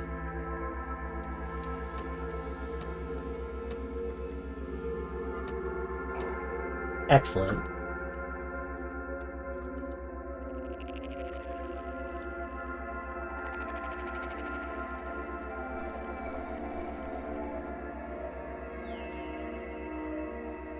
Just poking my face in. Whoa, what's going on over there? Oh, I bet that there are some Snapjaw cave dwellers. Looked like a howler was doing their thing. Welcome back, Luis.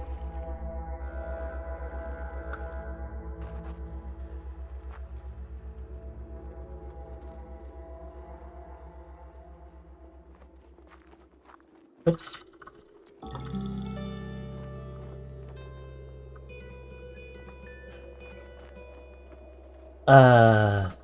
Oh no, I was gonna go over and get the scaled mod. I was like, what did I come up here for? And then I remembered.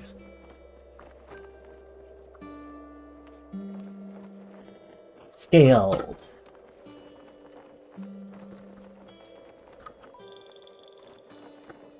Let's sell these kudzu stems, torch, spare weapons. I'll just give you some of my...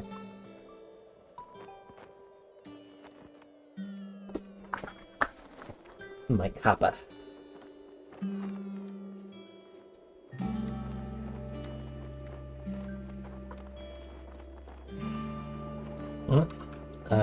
No.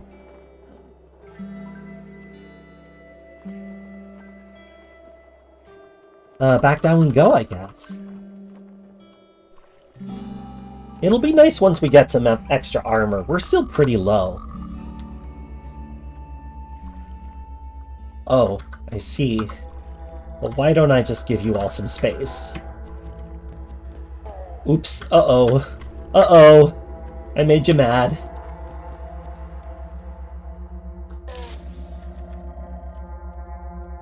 Yeesh.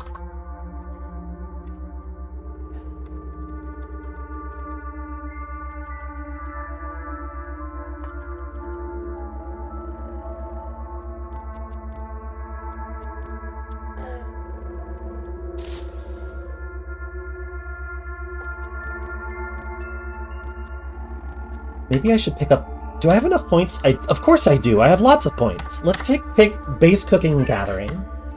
Let's take base cudgel. And let's take base bow and rifle.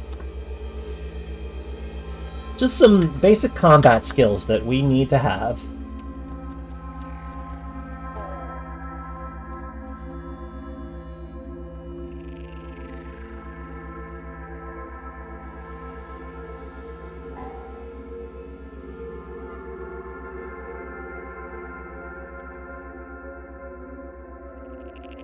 Oh wait, I need to actually assign to teleportation or I'll never use it.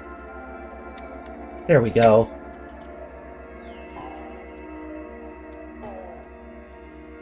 Another nice thing about the morphogenetic effect is that it gives you an idea of where else on the map there are more of the same critter.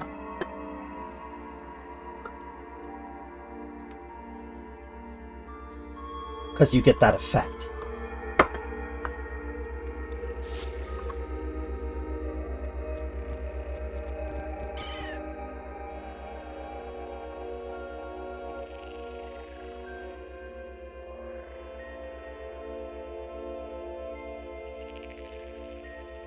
Cool.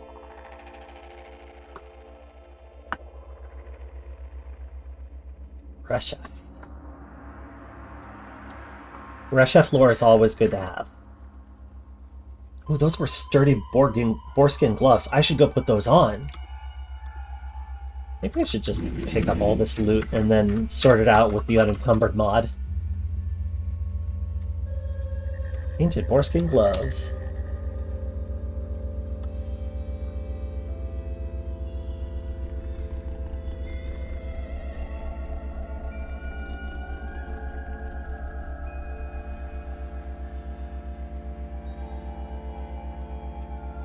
The sturdy ones are a little bit better, actually.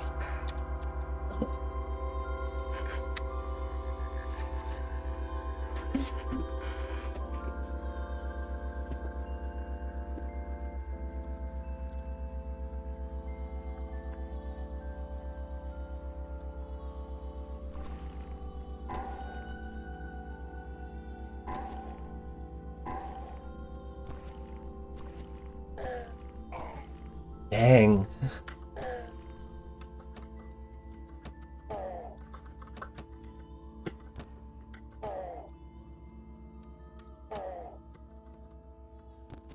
Sure looks wild. Oh man, it takes so much battery.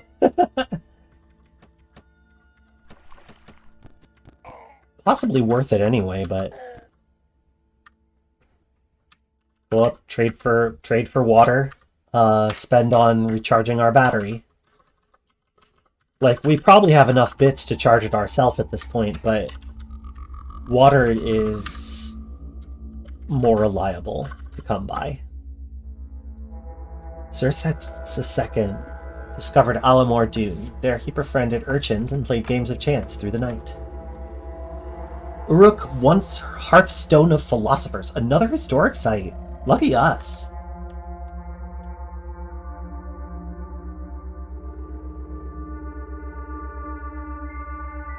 Snapjaws. Snapjaws. More of us. Roof woof hoof hoof. Boo. The fearsome Snapjaw gut spiller. Who hates ya? Whoa, admired by the villagers of Kamish, disliked by mysterious strangers. I kinda don't want to kill you.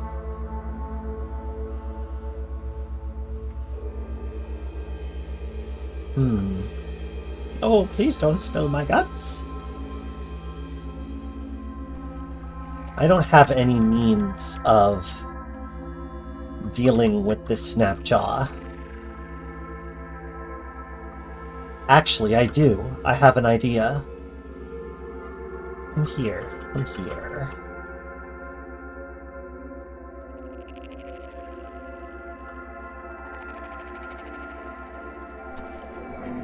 Alright. Now we just need to find out where the stairs are.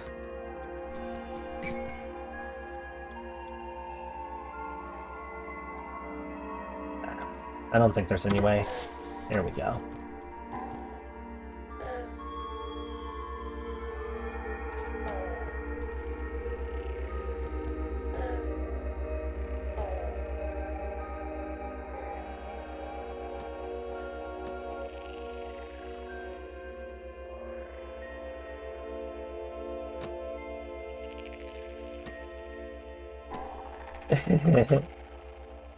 Love. Oh. Is that you, Birdie?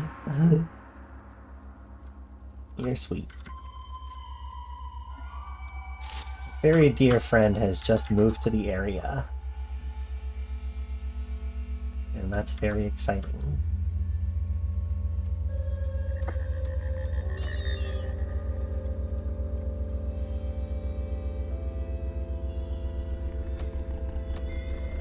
All right.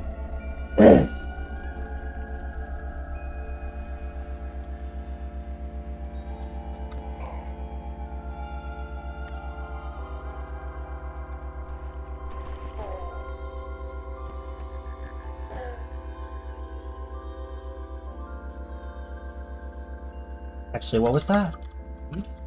Oh, just Divine Weapher. Divine Weapher. She said hi to Grod and sent I love you to Kay. Well, that's so sweet. What a sweet bee. Please send love right back.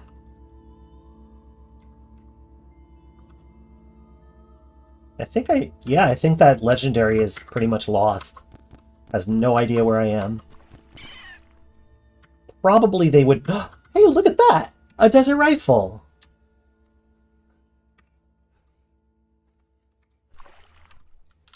Now we have a decent firearm. Oh, whoa, whoa, whoa, whoa.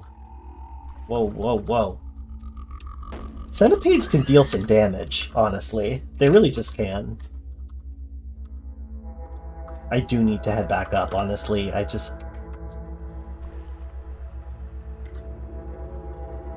gotta recharge these batteries. I need more batteries, honestly.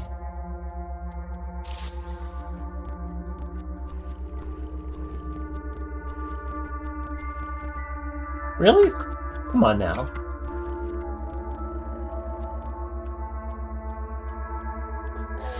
Jeez.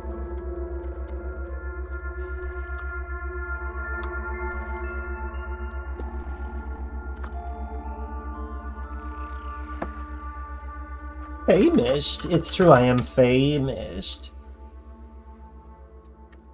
But I'm here for multiple reasons.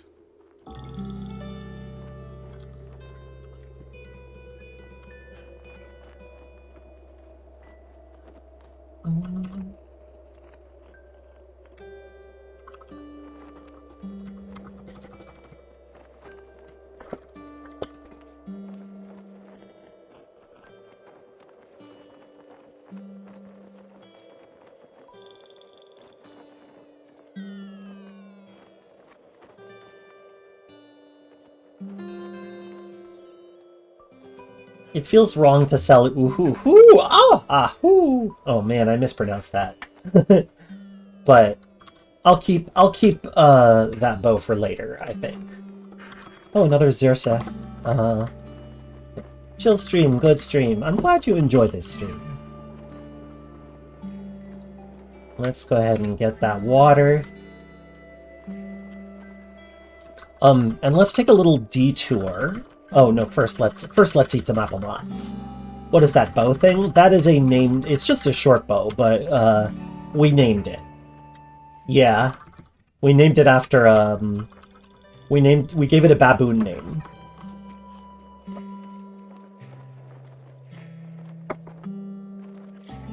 You're welcome. Actually I'm gonna shut this door and destroy this chest. Because this table is unowned, and I wanna put ooh-hoo-hoo-ooh-ah-ooh on it. There we go. Lovely. Now it's on display. It has a place of honor. And who knows? Maybe we'll go back to using a bow at some point, but it will probably be a combat bow. Or a turbo. I'm walking up to Red Rock. Because I realized something important, which is that I have everything I need to not be accosted at all by baboons. And I can scour this area, because the area around Red Rock randomly has posses of baboons, but there are also plenty of places to get witchwood bark, which is convenient. Also, I forgot to charge the battery. I'll go back and do that in a minute.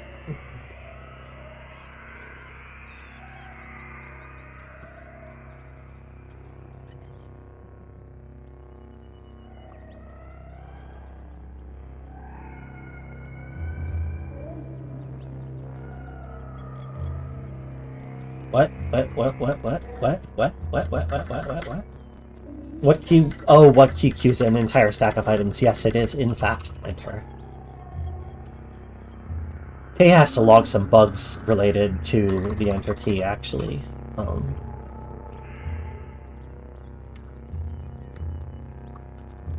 Okay, I got a little turned around.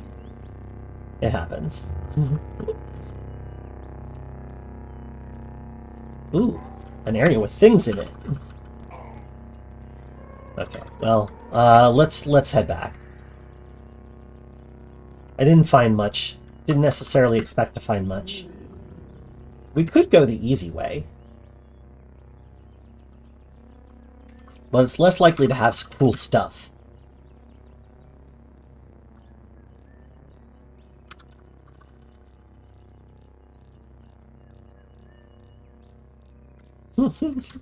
Red rock, baby.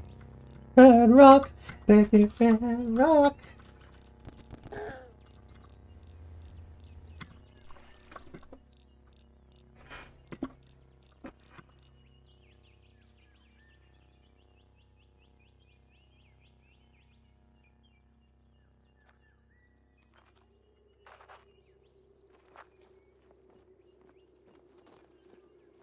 Back down we go.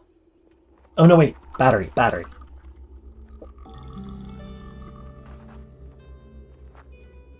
I did do the battery. Good me. Live and drink. Welcome.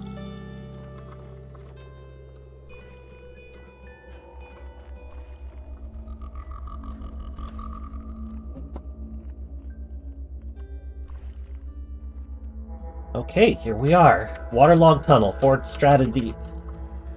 This should be where it starts heading north. Those weird visual effects, by the way, are because I have a morphogenetic weapon, which attempts to daze every creature of a type that I hit with it. So, basically every Snapjaw, when I wallop a Snapjaw with this morphogenetic iron mace, every Snapjaw on the map then has to test their willpower, toughness, to avoid becoming dazed.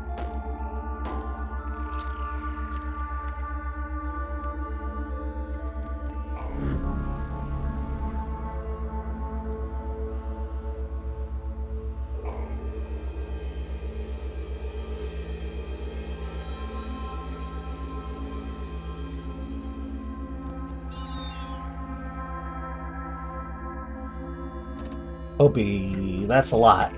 That's a lot, friends. Let's back out.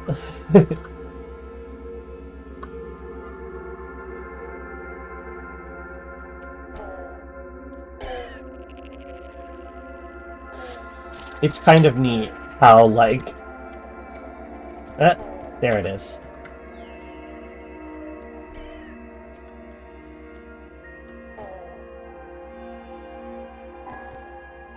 What slot did that fickle gill eat? My head. It ate my head. The indignity.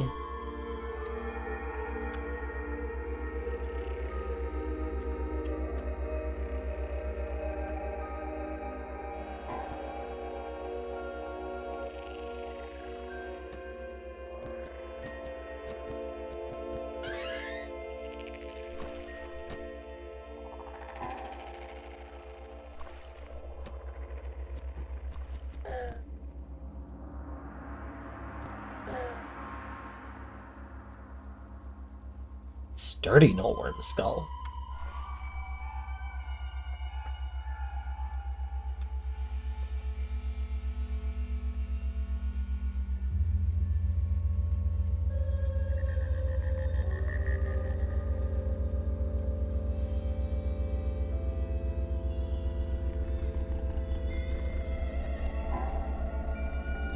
Break time. Oh, I'm sorry, not break time. What? Oh, I was reading the previous reward thing. You know that thing where you're looking at words and you're thinking different words, but you open your mouth and then you say the words that were on the page that you were reading? That. It's not break time yet.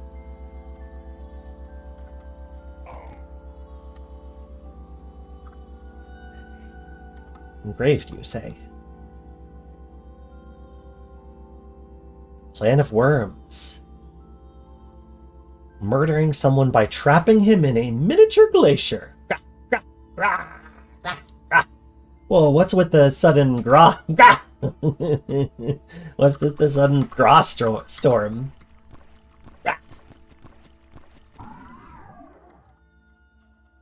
There's another ooze over here somewhere. Ah, I hear it. Rah. You've started a fire. It's a Gra storm. I'm glad everyone's crying so enthusiastically. Gra to all of you. Gra.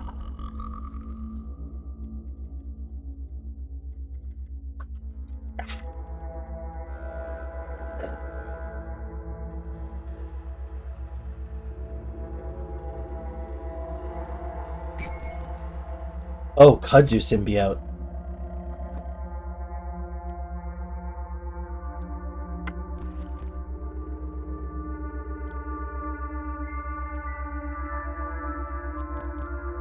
That looked like it could get pretty hairy.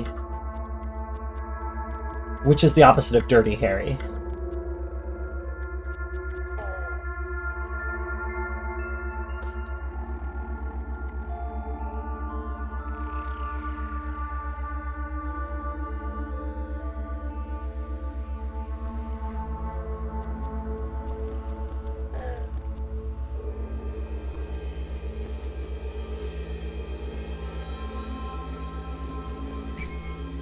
Come on. That is a little bit better. I just wanted to get around. If I can just get you all to form an orderly line... Oh, I died! Oops. Sorry, friends. It looks like I'm dead. So it goes, so it goes. I'll be honest, I wasn't entirely feeling that run myself. It's fine, it's okay. Poor Frostmane. Rip to you. Let's go back to playing The Gardener. Load using Save Games mod. Whoa, whoa, whoa, whoa, whoa! What just happened with the noise? Did it just get way louder for anybody?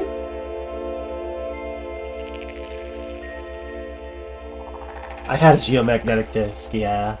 I couldn't keep the battery for it charged, though. Oh, did it just reset my preferences? Did it just reset my preferences?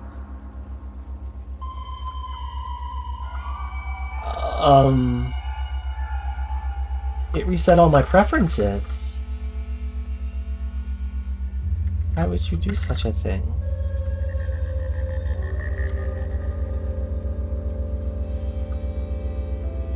Well, I don't like that very much.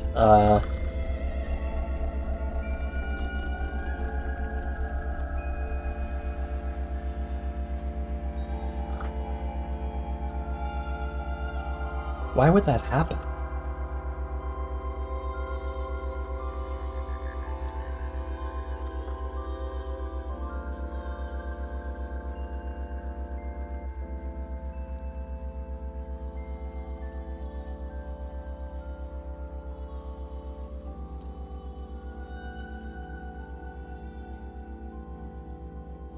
Oh, Rocky Tenants and Evan, thank you so much for the raid. Welcome. I'm Grahu-Rubufo, the learned Snapjaw VTuber. Save that player log? Can you remind me of where I find it? I don't really want to go, like, digging, you know?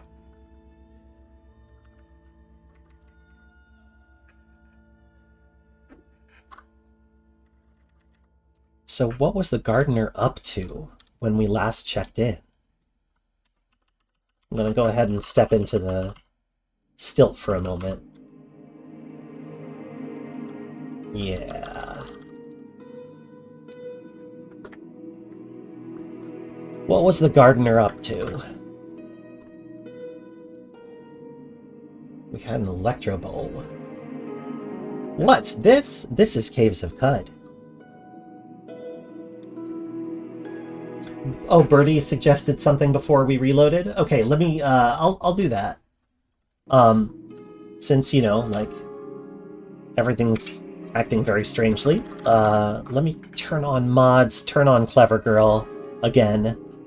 And we will use Birdie's suggestion build.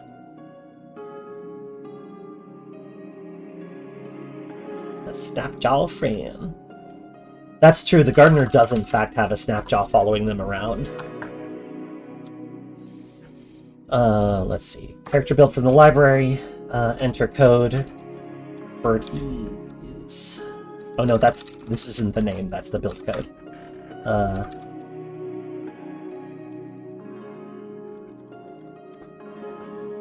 Okay, so what is it? Adrenal control, double muscle, triple jointed, albino and nerve poppy, which means that that's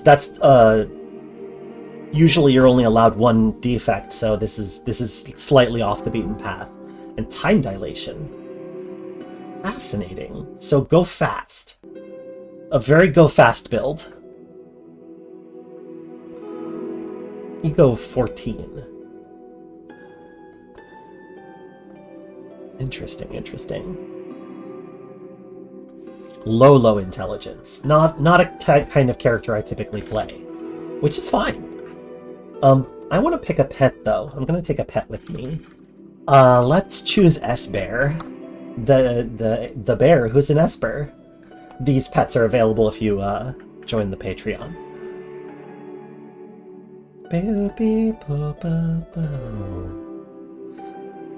Let's see. Managed to complete Bethesda Sousa for the first time. Beat Sadamus at level 33. Well done. Wow, level 33. I don't think I've ever had a level that high pre-Bethesda Sousa. Or, you know, during Bethesda Sousa, I should say. Alright, let's, what do I want to call this one?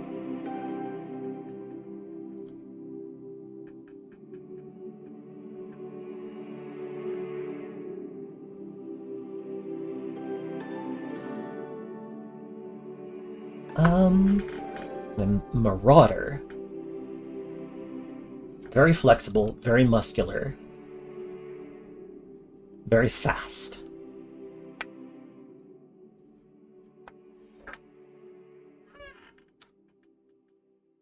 Okay, let's start. Let's not start in Jopa. I don't want to do Jopa right now. Let's start in the Salt Marsh, actually. Jopa-esque, but not Jopa itself.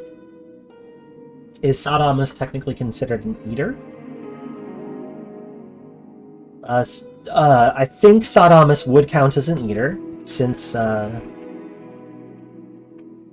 he was pre-Sultanate, right?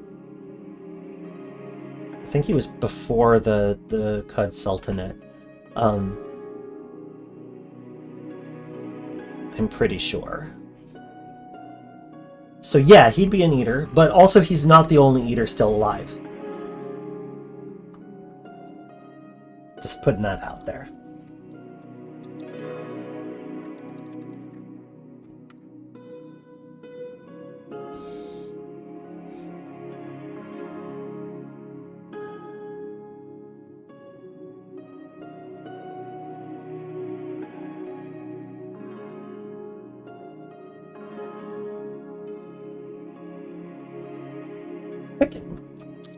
Like the spreadsheet program, since there are people who like to call this game a spreadsheet. Let's do that. His jetpack story mentions that he was a high... Yeah, he was a Sod. The Sods were leaders of Qud before the Sultanate.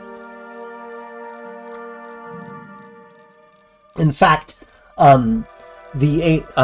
actually, no, that's a big spoiler. I'm not going to say that.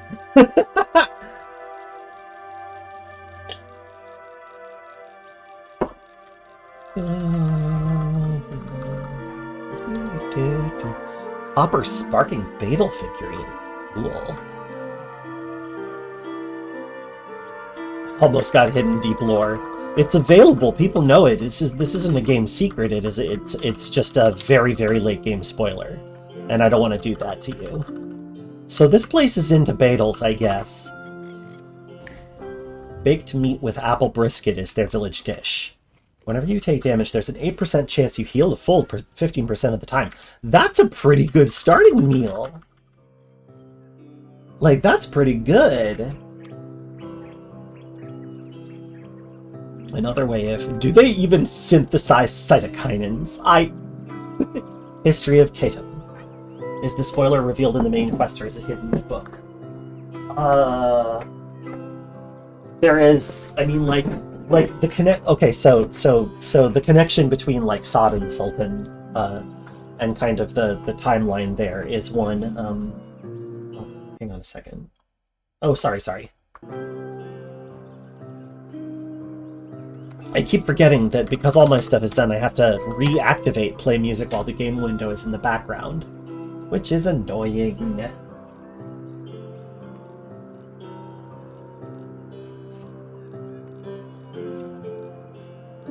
Right, so, the villagers of Tetum laid offsprings at the feet of Morphogenetic, the hulking Snapjaw fireless snarler, in exchange for enlightenment about finding the ideal place for going about the tedious work of speaking to peers. Okay. Why are plants so racist? I don't know. They definitely have a kind of a cultural supremacy attitude. The consortium especially. The love of Badals was revealed to the people of Tetum through Morphogenetic, the hulking Snapjaw fire snarler. I bet that Snapjaw is in this town still. This is a watervine farmer and also a tinker. Traveler, we've been speaking to champions, and we found out about a nearby location. Sent to our people, a wine weep. Yeah, I'll do that.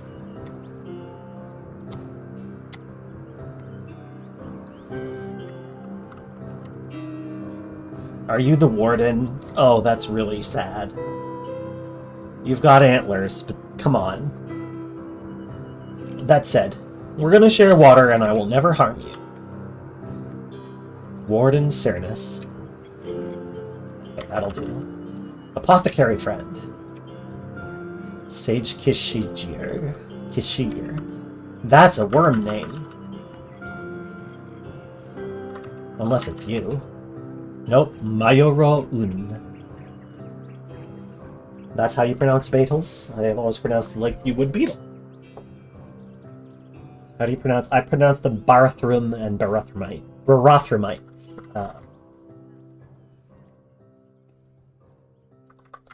Oh, this must be that, yeah, sure enough. Whoa, hang on. Yes, I want to go to the still.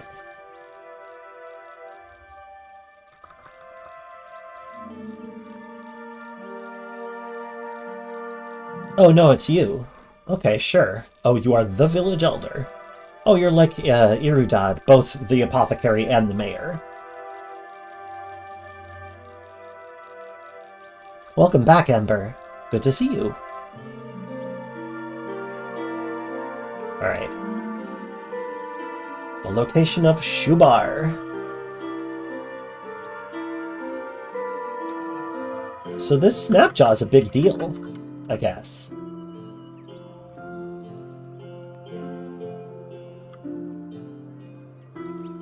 I wonder if they're still alive. Oh, Ibapana, legendary dragonfly. Right on the outskirts of the village. That's kind of cool.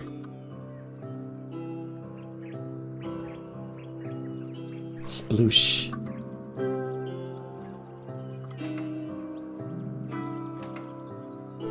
Whoa! I did not mean to step on the aloe Volta. Jeez. Hey, a steel longsword. Nice.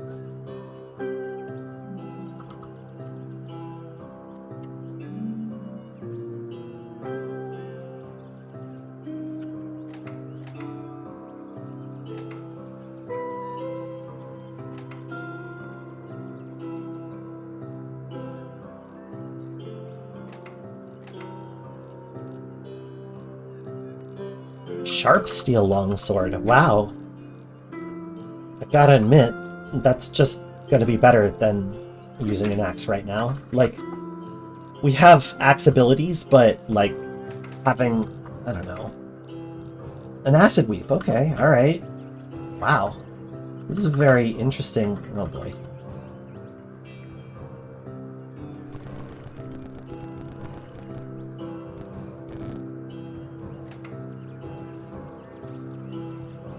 Grape Witch Brew. Where? Why would you put that sign in the corner?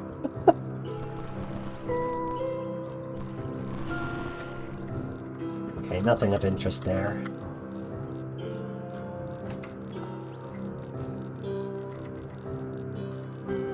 I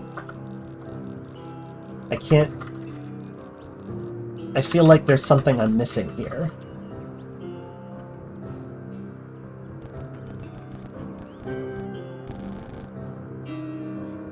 Oh well. Let's get out of here.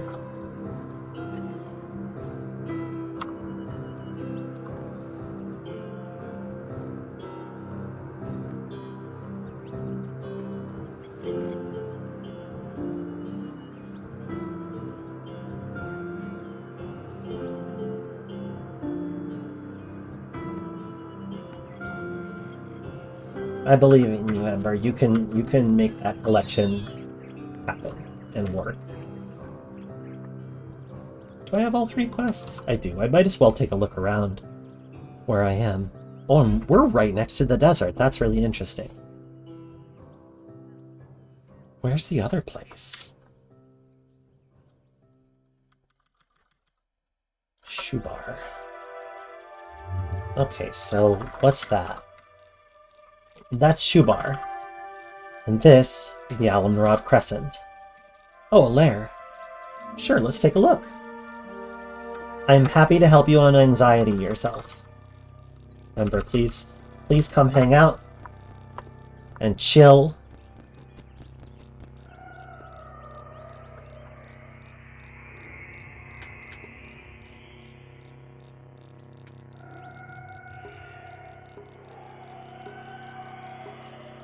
Is proselytizing merchants to rob them considering working as intended? Yeah, that's a known exploit. It's one that a bunch of people do.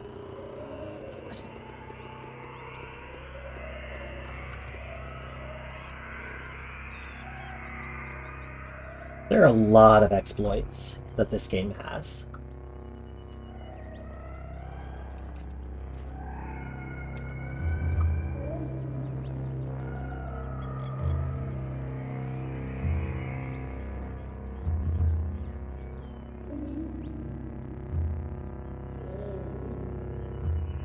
Oh, I'm sorry to hear that.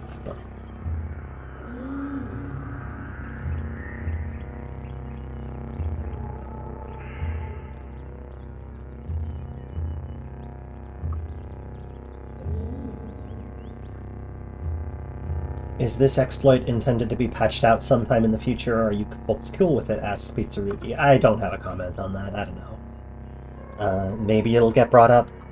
If you think that it should be taken out, like, log it as a bug. Send it to us. But, like, you know, that's, you know, balance stuff is not really my wheelhouse. I produce content. And I play a lot. So I have a lot of my own opinions, certainly.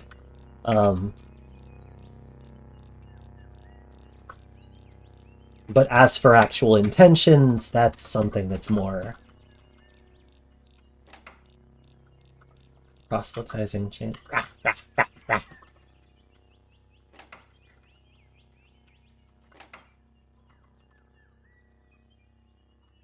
Nothing in it. What's going on over there? Oh, okay. Oh, there's the... Okay, neutral. That's good. Disliked by fungi, but liked by grazing insects, or grazing hedonists and insects. Can we talk? Good. Can we share water real quick? Good. Thank you. We're just gonna go, because it looks like you're very busy.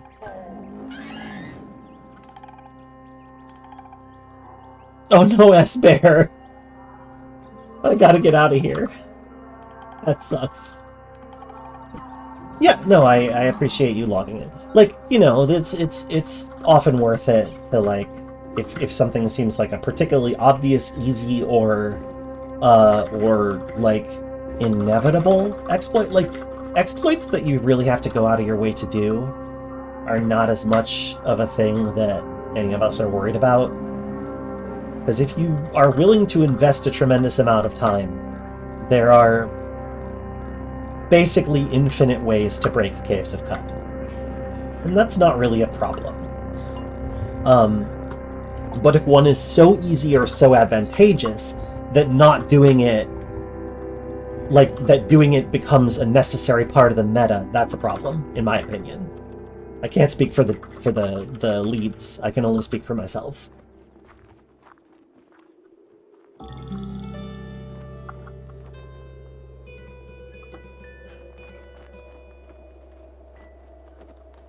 Aw, you made a cult out of Silkground merchants? That's kind of cool. I like it.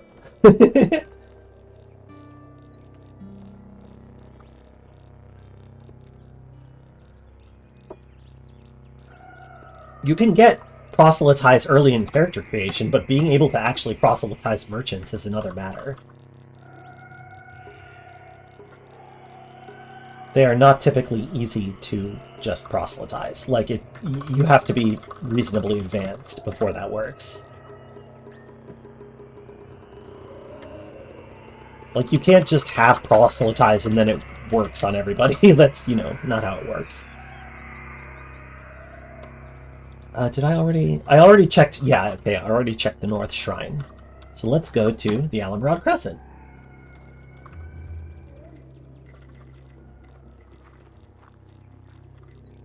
And I don't, you know, like, I do think that maybe it might be a little too easy. Oh, another historic site. Cool. But, you know, I'm saying that it's not a slam dunk. I have mixed feelings about it.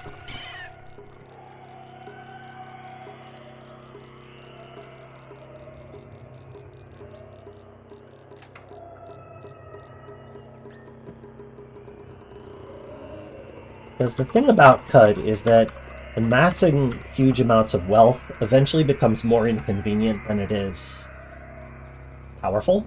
And you're just spending lots and lots of time managing your wealth. Which, you know, if you enjoy doing that, knock yourself out.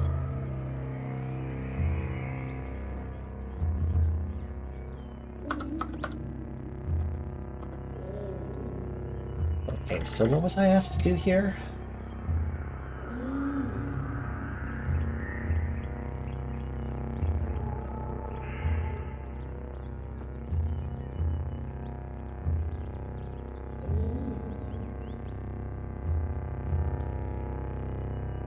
Ah, gotcha. Has anybody... I mean... Yeah, it's a thing worth talking about. Wine... 1 to 4 parasangs east. Okay, so which section of the parasang are we in? West, okay. Let's just set off straight east from here. Too bad there's no cars. That's a take. It is impressive that CDDA managed to do that. It is. Not gonna put that asunder. Too bad there's no cars.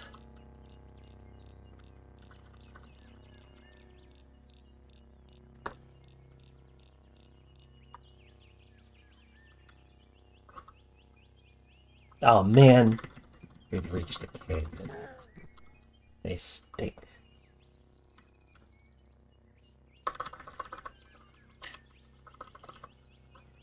CDDA is a fun game.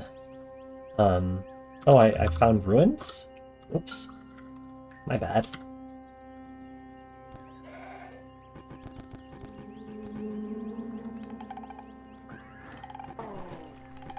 Vehicles are about the last thing on our to-do list.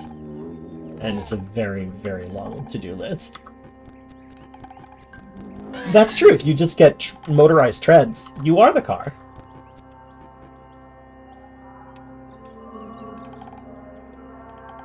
CDDA is fun, but the more I played it, the more I realized I just want a scavenging and crafting sim, and the inexorable movement toward brutally mechanized prepper fantasy survival was going to be the end destination, and I'm just not interested in that. So I kind of just stopped playing. I think that when they added the obesity mechanic, that was what did it for me, because I was like, hey, some people have eating disorders and would maybe not like to have obesity be a thing that is plastered on their character sheet at all times. Can we mod it out? And they were like, that's weird. No, it's pretty much baked in. And I was like, okay, well, that sucks. Kira, thank you for bringing people. Hello, everyone. Welcome. Person.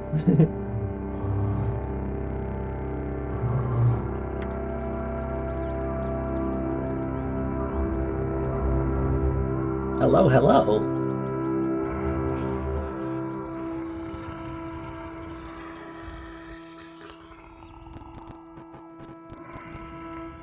Welcome.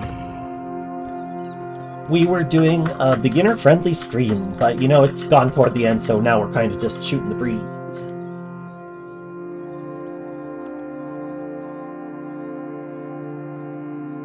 Yeah, getting into the habit of doing raids is pretty important if you want to be streaming a lot.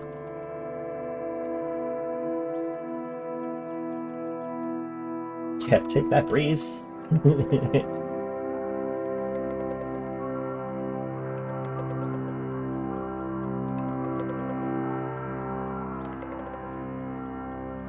Legendary two-headed boar. Wow. I don't really want to stick around, though. That's dangerous. The lead Ibal. Interesting. Whoa, okay. I guess this is just some ruin.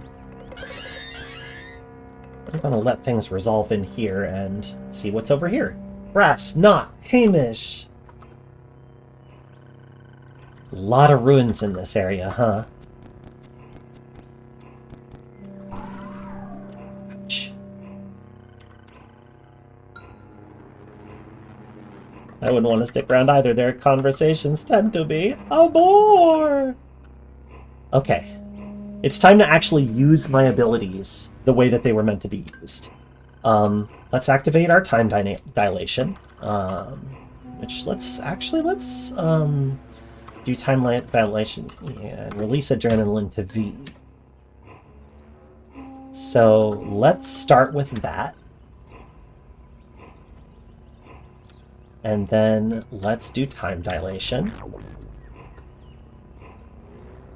We no longer have ice powers, but we have other stuff. Oh, right. I should really use the battle axe for this so that I can use my abilities.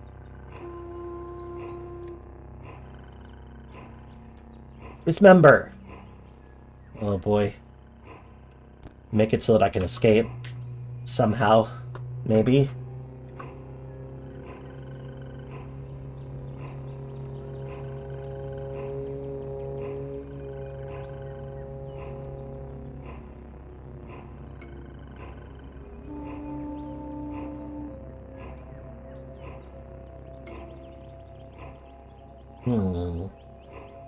Not a lot I can do here.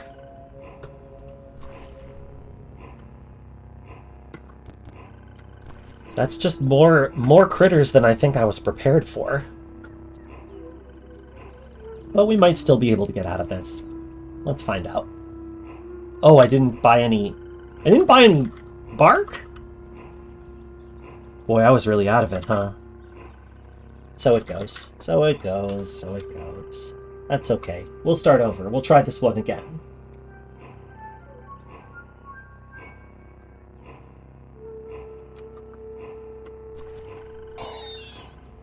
Yeah, that's what I expected.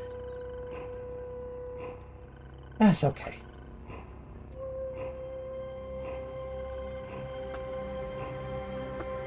Let's try that again.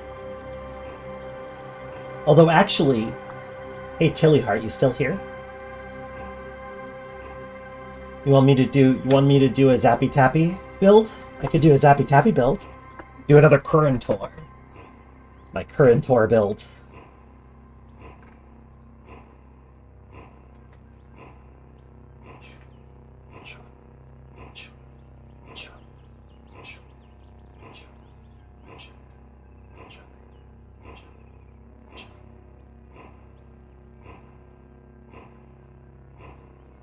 Oh, I have 1,002 followers! I broke 1,000! Woo!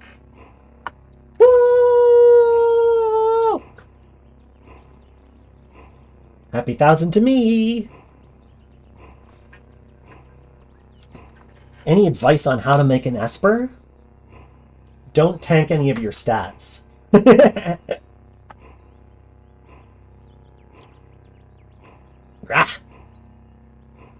I could run up a real quick Esper build.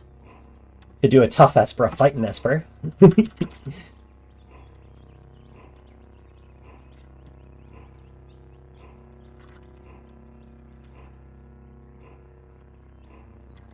Fun fact, Espers don't need starting ego. At least they don't need a lot of starting ego. Happy 1,000! Goal! Don't leave character generation without precog? I will do that, actually. I think I will do that. I'm gonna leave without precog.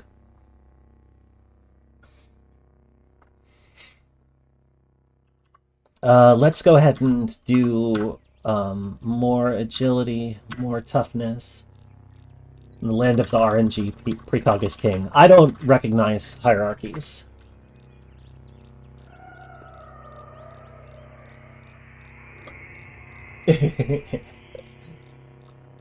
Let's see. Let's get agility.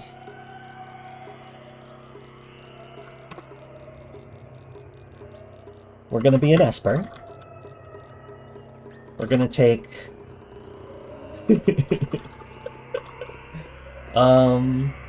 let's take narcolepsy. Let's be a sleepy pal.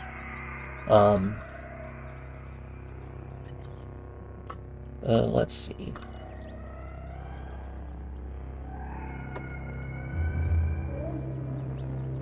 Horse wall. Light manipulation.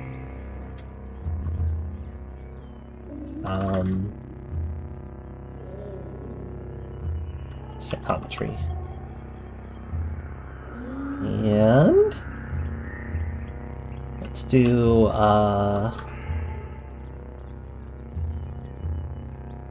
actually wait a minute. Let's do clairvoyance, and we'll have to take off psychometry, teleportation, teleport other. Maybe instead of light manipulation, we do cryokinesis. Okay, that seems like a good one. That seems like a decent set. Of these...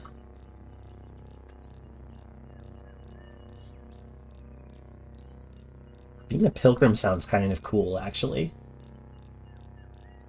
Do I think burgeoning's in a good place? I couldn't say. I haven't played with it enough to say, honestly.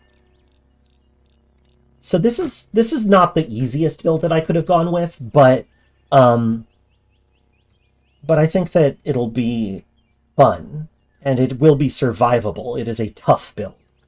Let me go ahead and copy this code to the keyboard,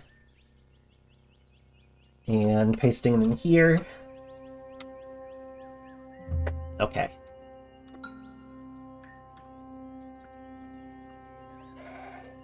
And let's still start in the salt marsh. We're going to want to learn how to harvest quickly.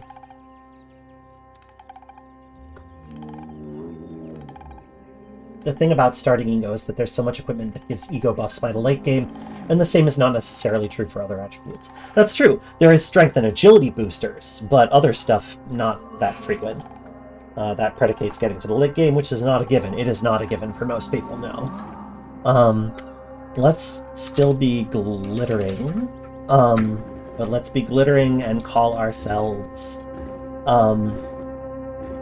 Oh, I know. Let's do love sickness. And call ourselves... Think Meats.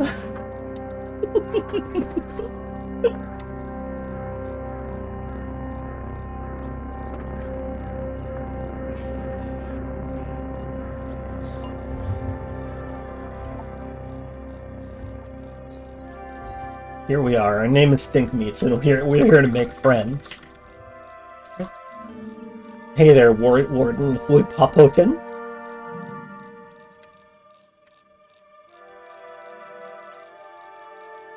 Definitely sharing water with you, my cool basilisk pal.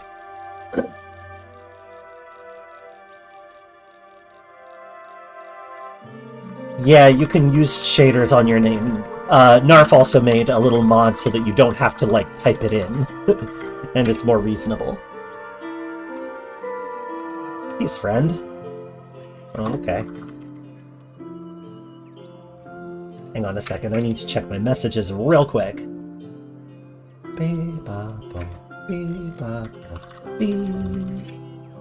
Alright. It's cool, nothing's on fire. I don't have to rush off.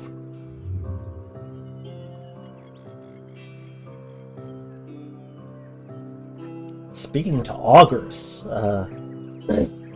Sandra! Welcome! Live and drink, friend. Bow, bow, bow, bow, bow. And to Masp the First. Not liked by this town. Oh, then that's got news of. Alright, well, I still don't know where that is, so that'll have to wait. Wait a second. Do you have a quest for me? You don't. Gotta find Astroilitos.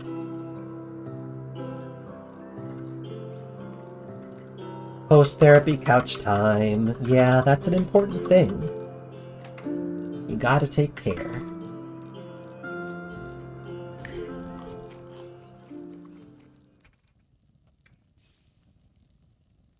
Not a very good recipe.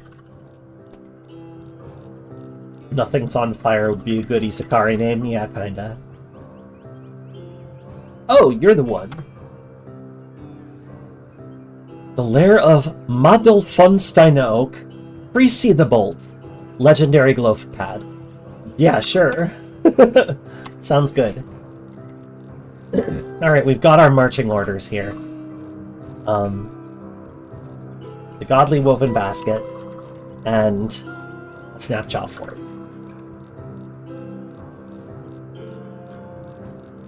So the first thing we want to do this time is actually buy healing items. Very important.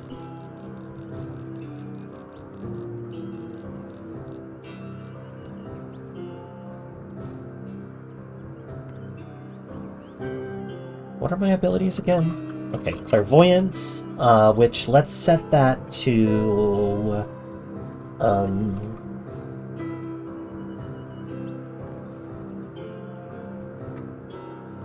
I guess I'll set that to... Wait, is G assigned to anything? Okay, yeah, G is Take, so let's do Shift G for Clairvoyance. Let's do Shift Z for Chill. Shift Y for Teleport Other, and Y for Teleport. I think that seems reasonable. Oh yeah, Meditate. Let's do Shift V for that one.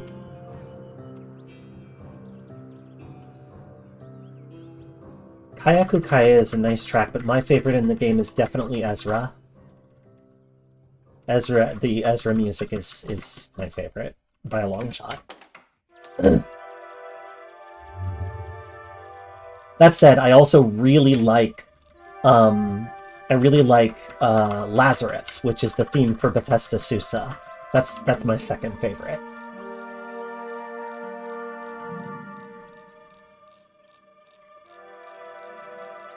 Ezra's too quiet for you to hear. Yeah, it does kind of have a level problem.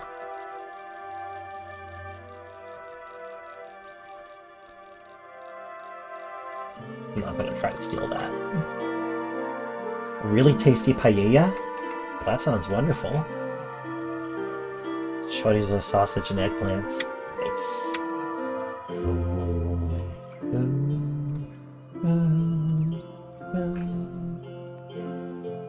Glass blowing mirrors.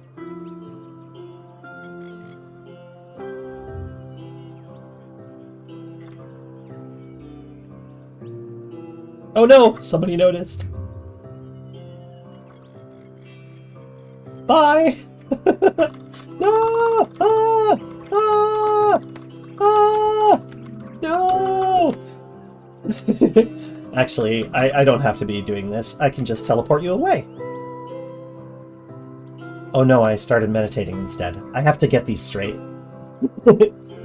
Teleport other. Shift Y. Whap.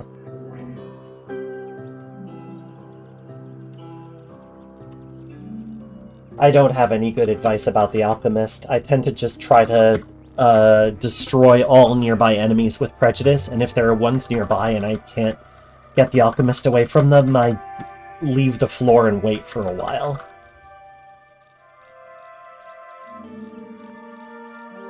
But if it looks like the Alchemist is going to get into combat, just get out of dodge.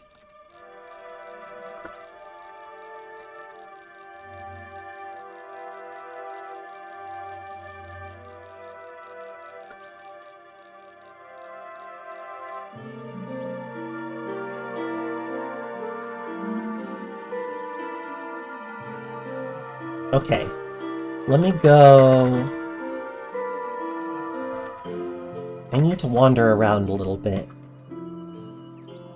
but it's going to be tricky.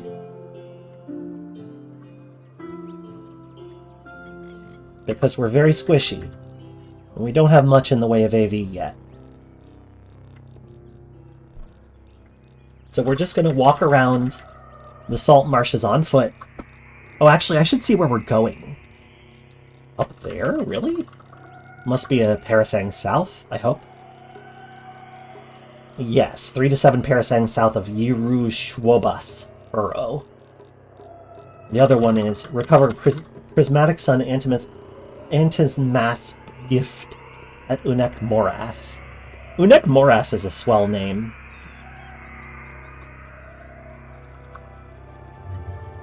Alright, just poke our nose around.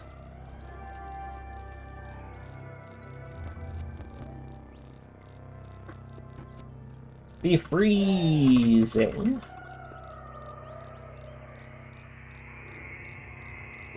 Why was that building a minion laying down?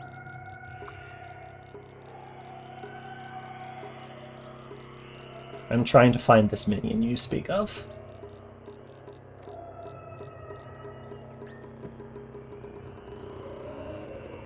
What building? Oh, was it in here? Was it back there? Let's grab this stuff out of the ruins of Jopa real quick. Including looking at the statue.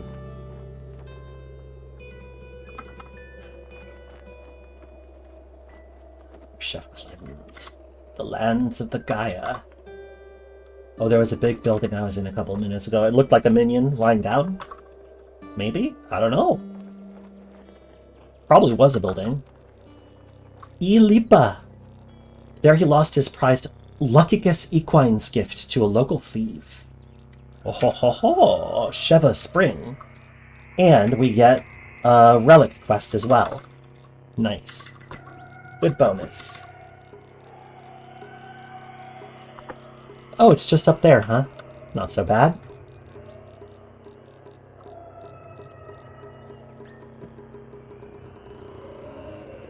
Cryo's a good idea, makes for a chill build. That it does, that it does. You travel to the lair of Maldofonsteiner Oak, receive the bolt's legendary glow pad. Oh, jeez. And I immediately got accosted by a prickler. I should... What do I have to do here?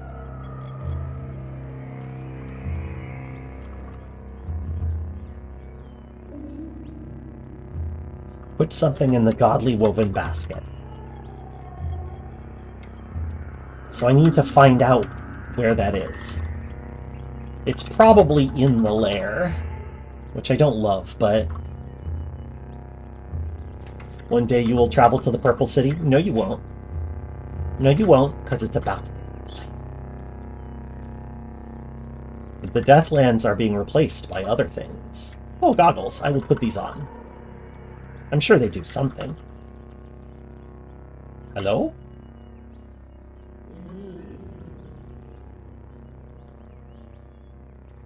Diced water.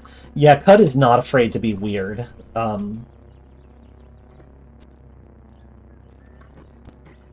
Stop that. Leave me alone.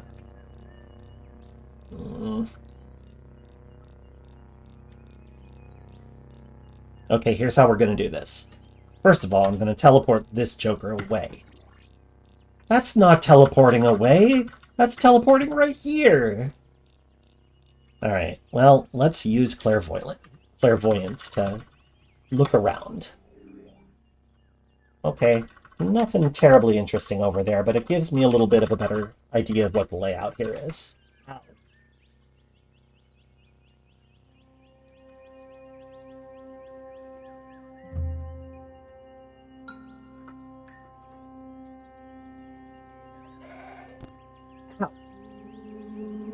Alright, well... I'm gonna have to get through you somehow. Clairviolence. Yeah.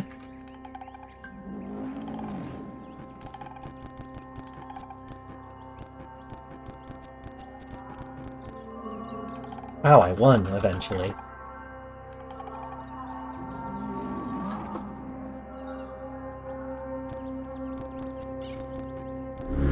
Wow. Tricklers are tricklers. I mean, tricky. Yeah. Whoa, okay. That's enough of that.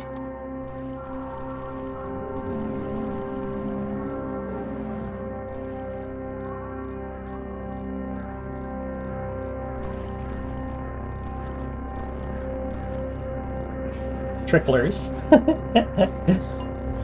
Bloody, sappy, wet staff. No wonder. Oh, I don't have anything better. That's annoying. Okay, that finally did it. Did I turn off sound effects? No, I didn't. It just didn't make any noise for some reason. Weird. Joker's tricklers. Ouch.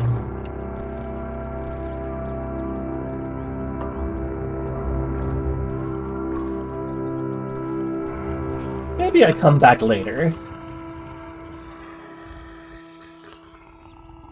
Maybe I use clairvoyance to see this area. Oh, that beetle bum is not to be trifled with. I'm just going to go through the wall, actually. Oh, I can't do that with my staff because its penetration is so bad. I need to go back to town. I need to face the facts. I'm not ready for this. I'm just not ready. You gotta know when to hold them and when to fold them and when to go back to town.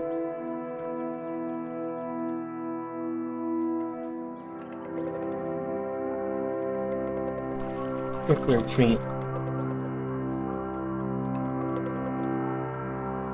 Alright, back we are. Here once again.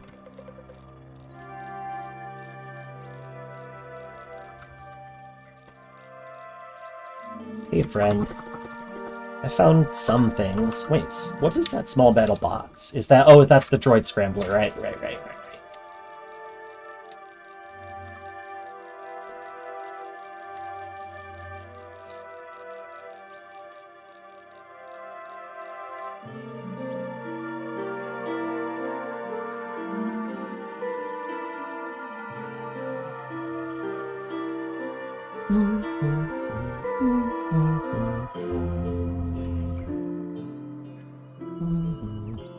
Clairvoyance plus teleportation plus temporal fugue, space-time ninjas. Hell yeah. Absolutely. It's great. I could use this chainmail, but I really need a weapon. These weapons are kind of sad. But I can get a musket. So I think I must get it. 69 drams. Nice. No, I don't have enough to get a musket. That's because my ego is too low. You know, that's the hazard. That's the hazard of the game. It's fine though. I'll pay for the ammunition at the very least. I can find something. Oh, and yes, this building that is a minion falling down is in fact a large building. It's limestone though, which makes me wonder if it might not have been carved out of a mountain. This part is mudroot.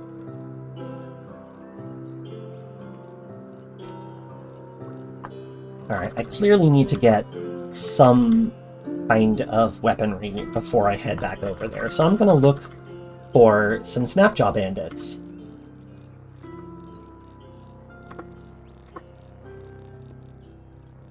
Legendary, another legendary glow pad. Oh shoot, is that a Ferrola? No, it's just a bunch of fork-horned new.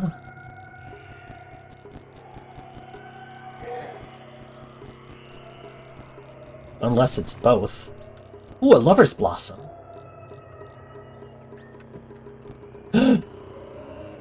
Oh my goodness. I should have realized that that was a danger.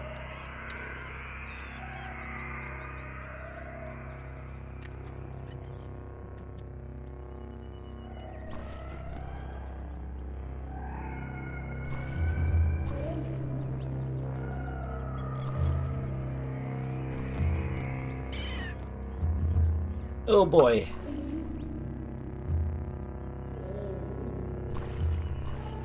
I want to head toward the new, who will engage the puma if it hits them. And if I can just block a way to get a good hit on me, yeah, I guess I should teleport. That's unpredictable too, but it'll get me out of here. Yeah, I'll do it. It's so coarse. What? Did that not work? Did that not work? Oh, shoot. Ah. I thought I was doing the teleport dialogue. Although, actually, I can teleport you, can't I? Oh, that helped a lot. That helped a lot.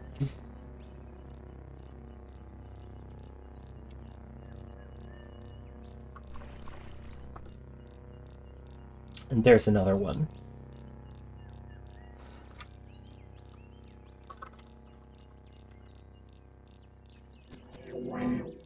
Now I'm in a building with a crab.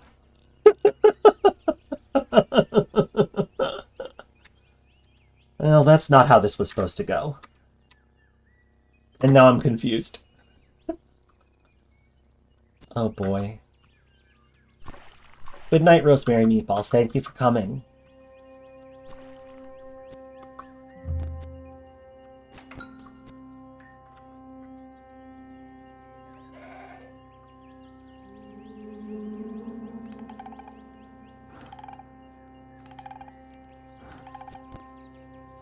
Are these pricklers? They're hostile, but... No, no! Oh, no! Oh, no! No! No! Yes, I can in fact sprint to outrun the crowd. That's true. Teleportation. The propensity for nature to teleport you close to a crab. Yes. Oh, there's the legendary Mew. What's your deal? Hated by dogs and the villagers of Dukazor. Alright, fuck off then. I don't need that. Okay, well, we lived. That was harrowing.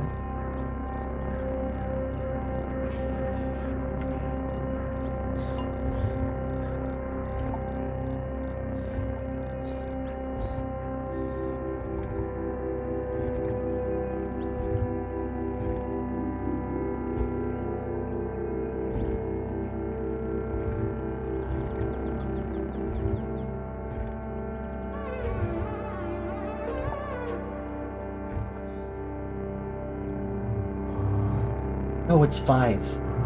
Alright, I've been going for about 3 hours. This is a tricky, this is always a slightly more tiring, stream than my other streams, because I do more talking. But, I am gonna go ahead and call it and see who I can find to raid, because I'm a little tired. But I'm so glad to have had you all here with me. And as always, I really hope that nobody feels like Caves of Qud has a long ways to go before it's fully accessible, but I do my part to try to make that a little bit better. And I hope that is visible. But I'm gonna go ahead and say goodbye to you for now. I'll see you on Wednesday when I have a Play Whatever I Want day. It's my brand new addition to my schedule, is that on Wednesdays at 2, I stream whatever. So, I'm going to stream something then, but who knows what.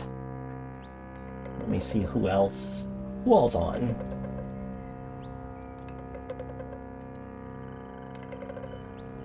Hold on a second, who's...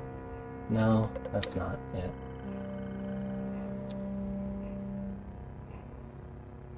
Casey Malone's playing Magic the Gathering. Well, that's not really what I was looking for.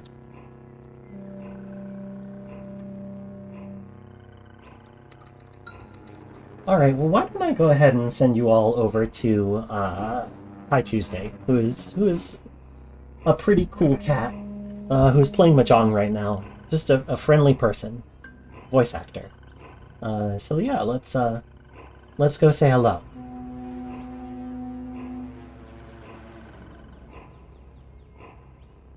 Live and drink, friends.